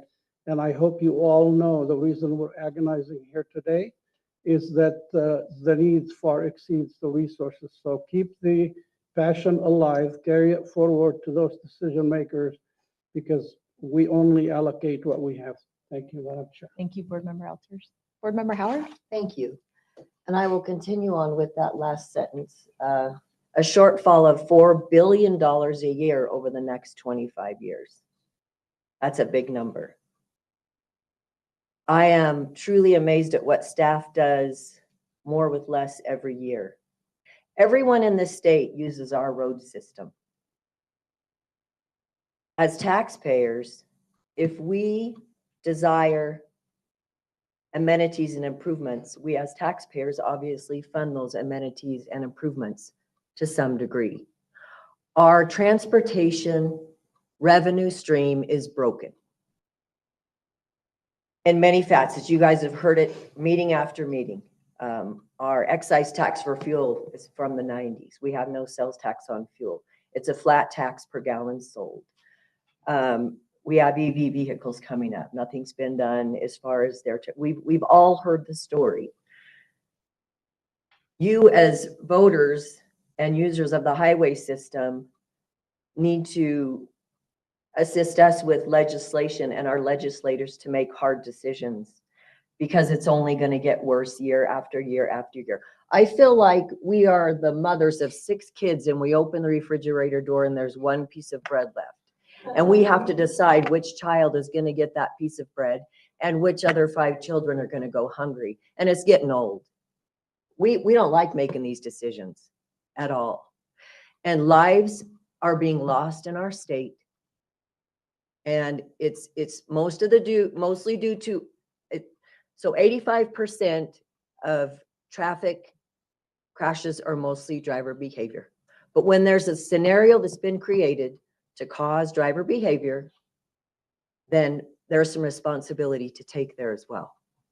And our ADOT staff knows that's our responsibility as well to some degree.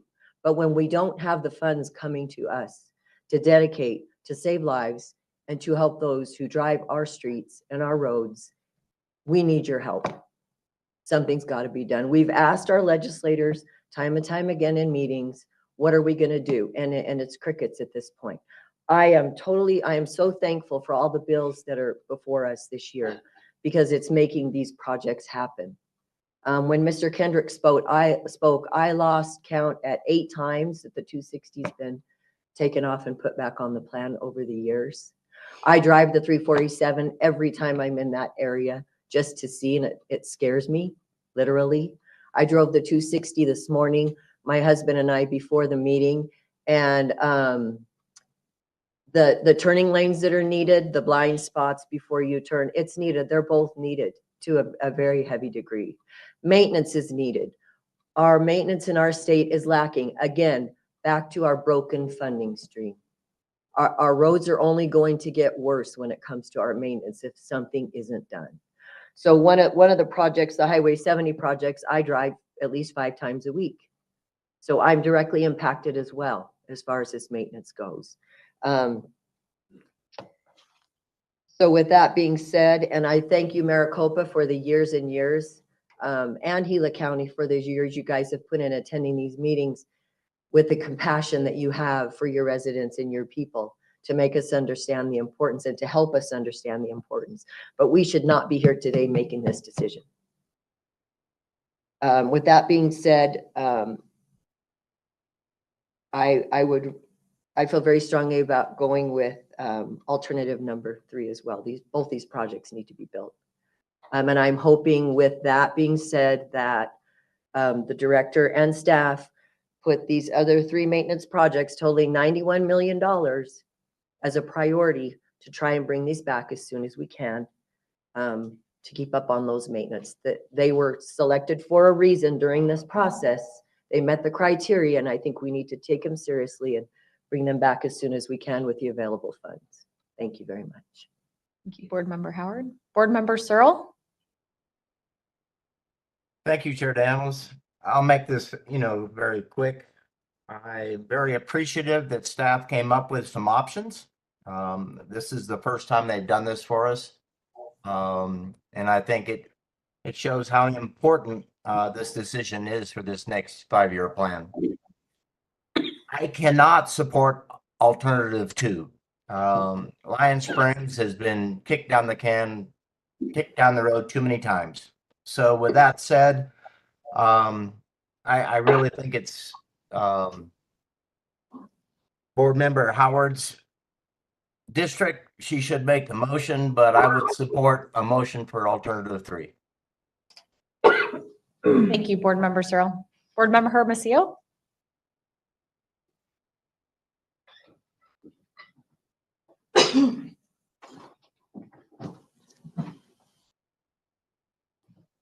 Board Member Hermosillo, do you have any comments you'd like to make at this time?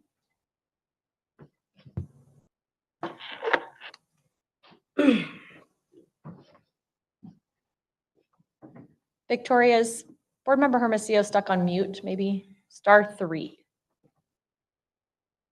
Now I know the numbers. No, she shows that she's unmuted. You are unmuted. How about now? Yep, you sound great. Oh, perfect.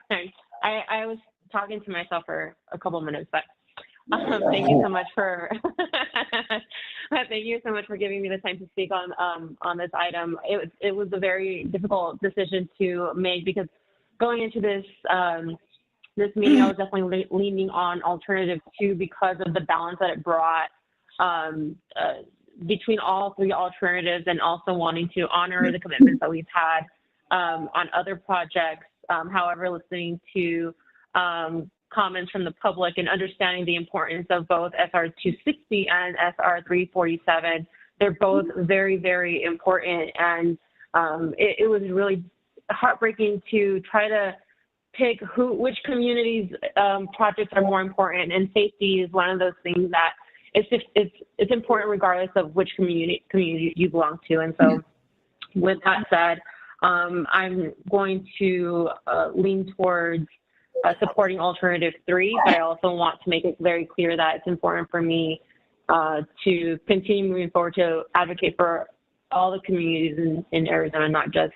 a few. But again, I really appreciate everyone who spoke today and giving their time to advocate for their communities and what's important to them. So thank you. Thank you, Board Member Hermosillo. I really appreciate. Madam Chair? Yes. Board Member Peshikai? I need to correct my vote. Oh, we haven't voted yet. Oh, okay. You want to correct your comment, though? Yeah, I want Okay. to correct my comment because I was looking at alternative. I got alternative 2 and 3 mixed up because I'm looking at this screen. So my vote would be, and my comment was meant for alternative. Thank you. No, thanks for clarifying. And sorry, I almost choked on my mistake. I'm just so glad you're okay. I was going to call you a recess. You needed it. I was wondering if it was that $4 billion annually that causes us all to choke. I'll make one comment. I'm sure. Thank you. I appreciate Member Elders and Member Howard bringing up thing. This board has talked over the last 2-3 years about the need to modernize our infrastructure funding mechanisms. It's broke. It's broke for so many reasons. I greatly appreciate the fact that the legislature stepped forward and picked the projects they wanted to get done and put that money forward, but that's not how the system's supposed to work. The system's supposed to work. That's what this board, working in conjunction with this department, with ADOT, is the one that prioritizes that, so that all can be represented, not just the ones that happen to have folks who have opportunities to get money into this through the state legislature. And the only way we're going to do that, as a matter of fact, there were some bills this year that were trying to limit the options of what we could even look at for if there was going to be a modernization. We have to open the discussion, to have an open conversation on the modernization of our infrastructure funding quickly. And if I do have the opportunity to be the chair next year, as it's programmed, I guarantee it's going to be a topic that I'm going to want to have. But I really want to thank both of you for bringing that part up today as part of today's discussion, because you shouldn't have to go through what you have to go through to get us to fund what's correct and what needs to be funded. Thank you, Vice Chair Maxwell. Just as a summary, and I think you've probably heard it all at this point from everyone involved. I really appreciate this board.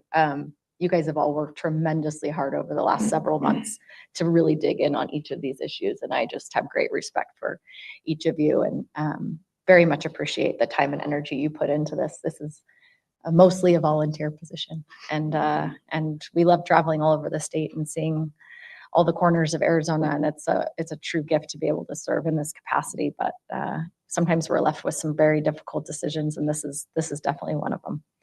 I also want to extend my gratitude to ADOT staff. I would imagine we're not a really easy board to work with.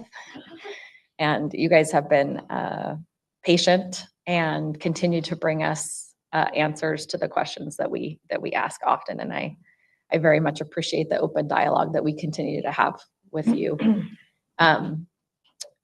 A couple things that I just wanted to touch on. One is throughout this process, we've heard, and we heard again today, discrepancies in the data.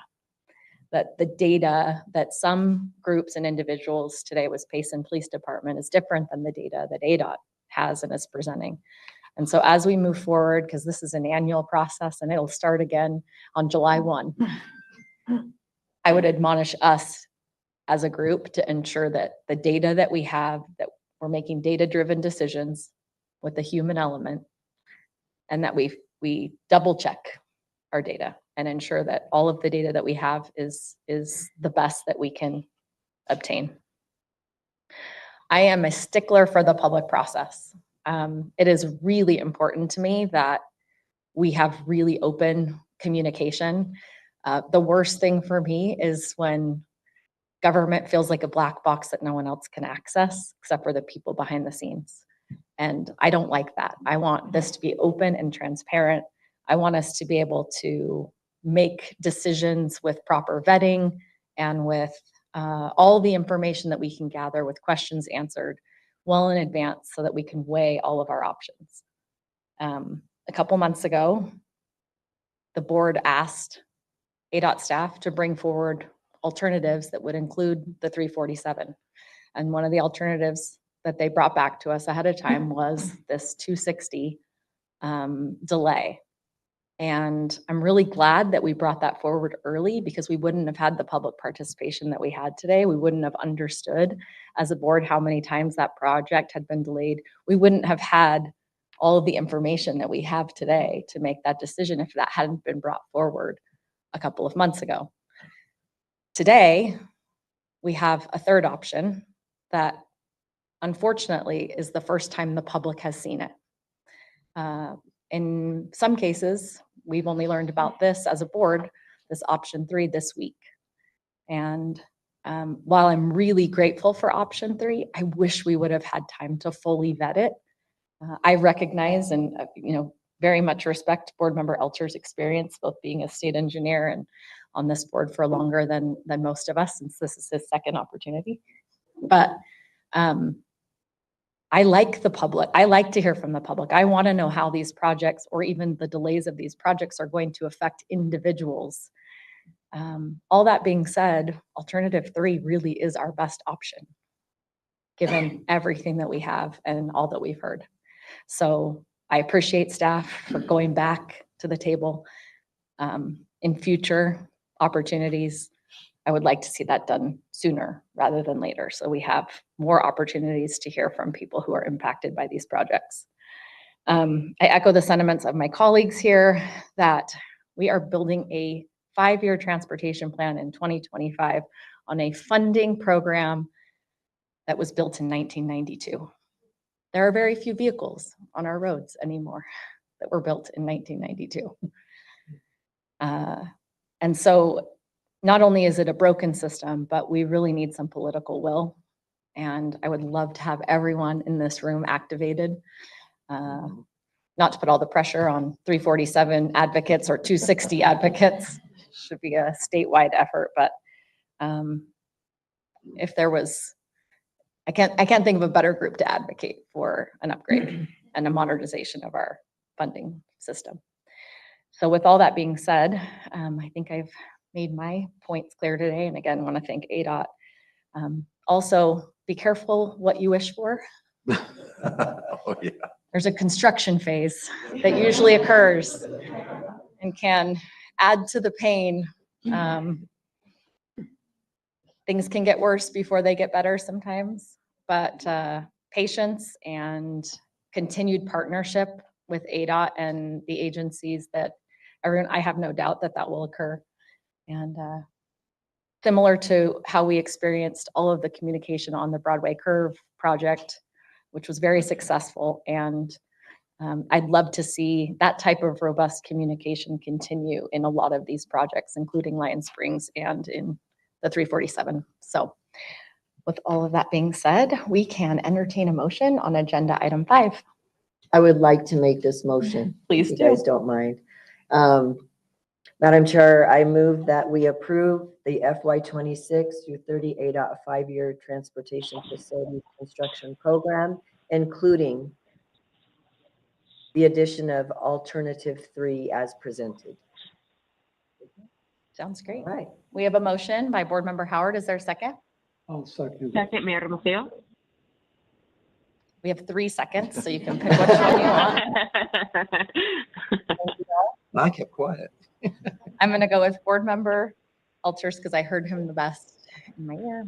We have a motion by Board Member Howard and a second by Board Member Alters. All in favor, please say aye. Aye. Aye. One I was waiting for. Thank you. All right. Any opposed? That motion passes with a unanimous.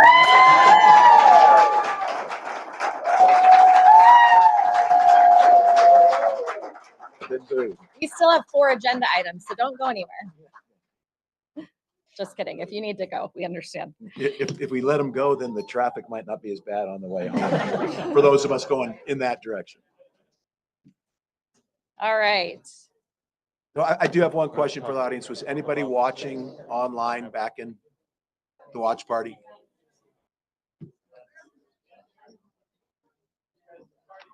Let's just do it. Yeah, let's just continue. Yeah, yeah. We're fine. I'll make them go fast, right? She's running a tight meeting. All right, we're moving on to agenda item 6. We'll bring Matt back up. Jason, could we load up agenda item 6, please? Just kidding. It says Matt, but it's Iqbal. Welcome. He's ready to go.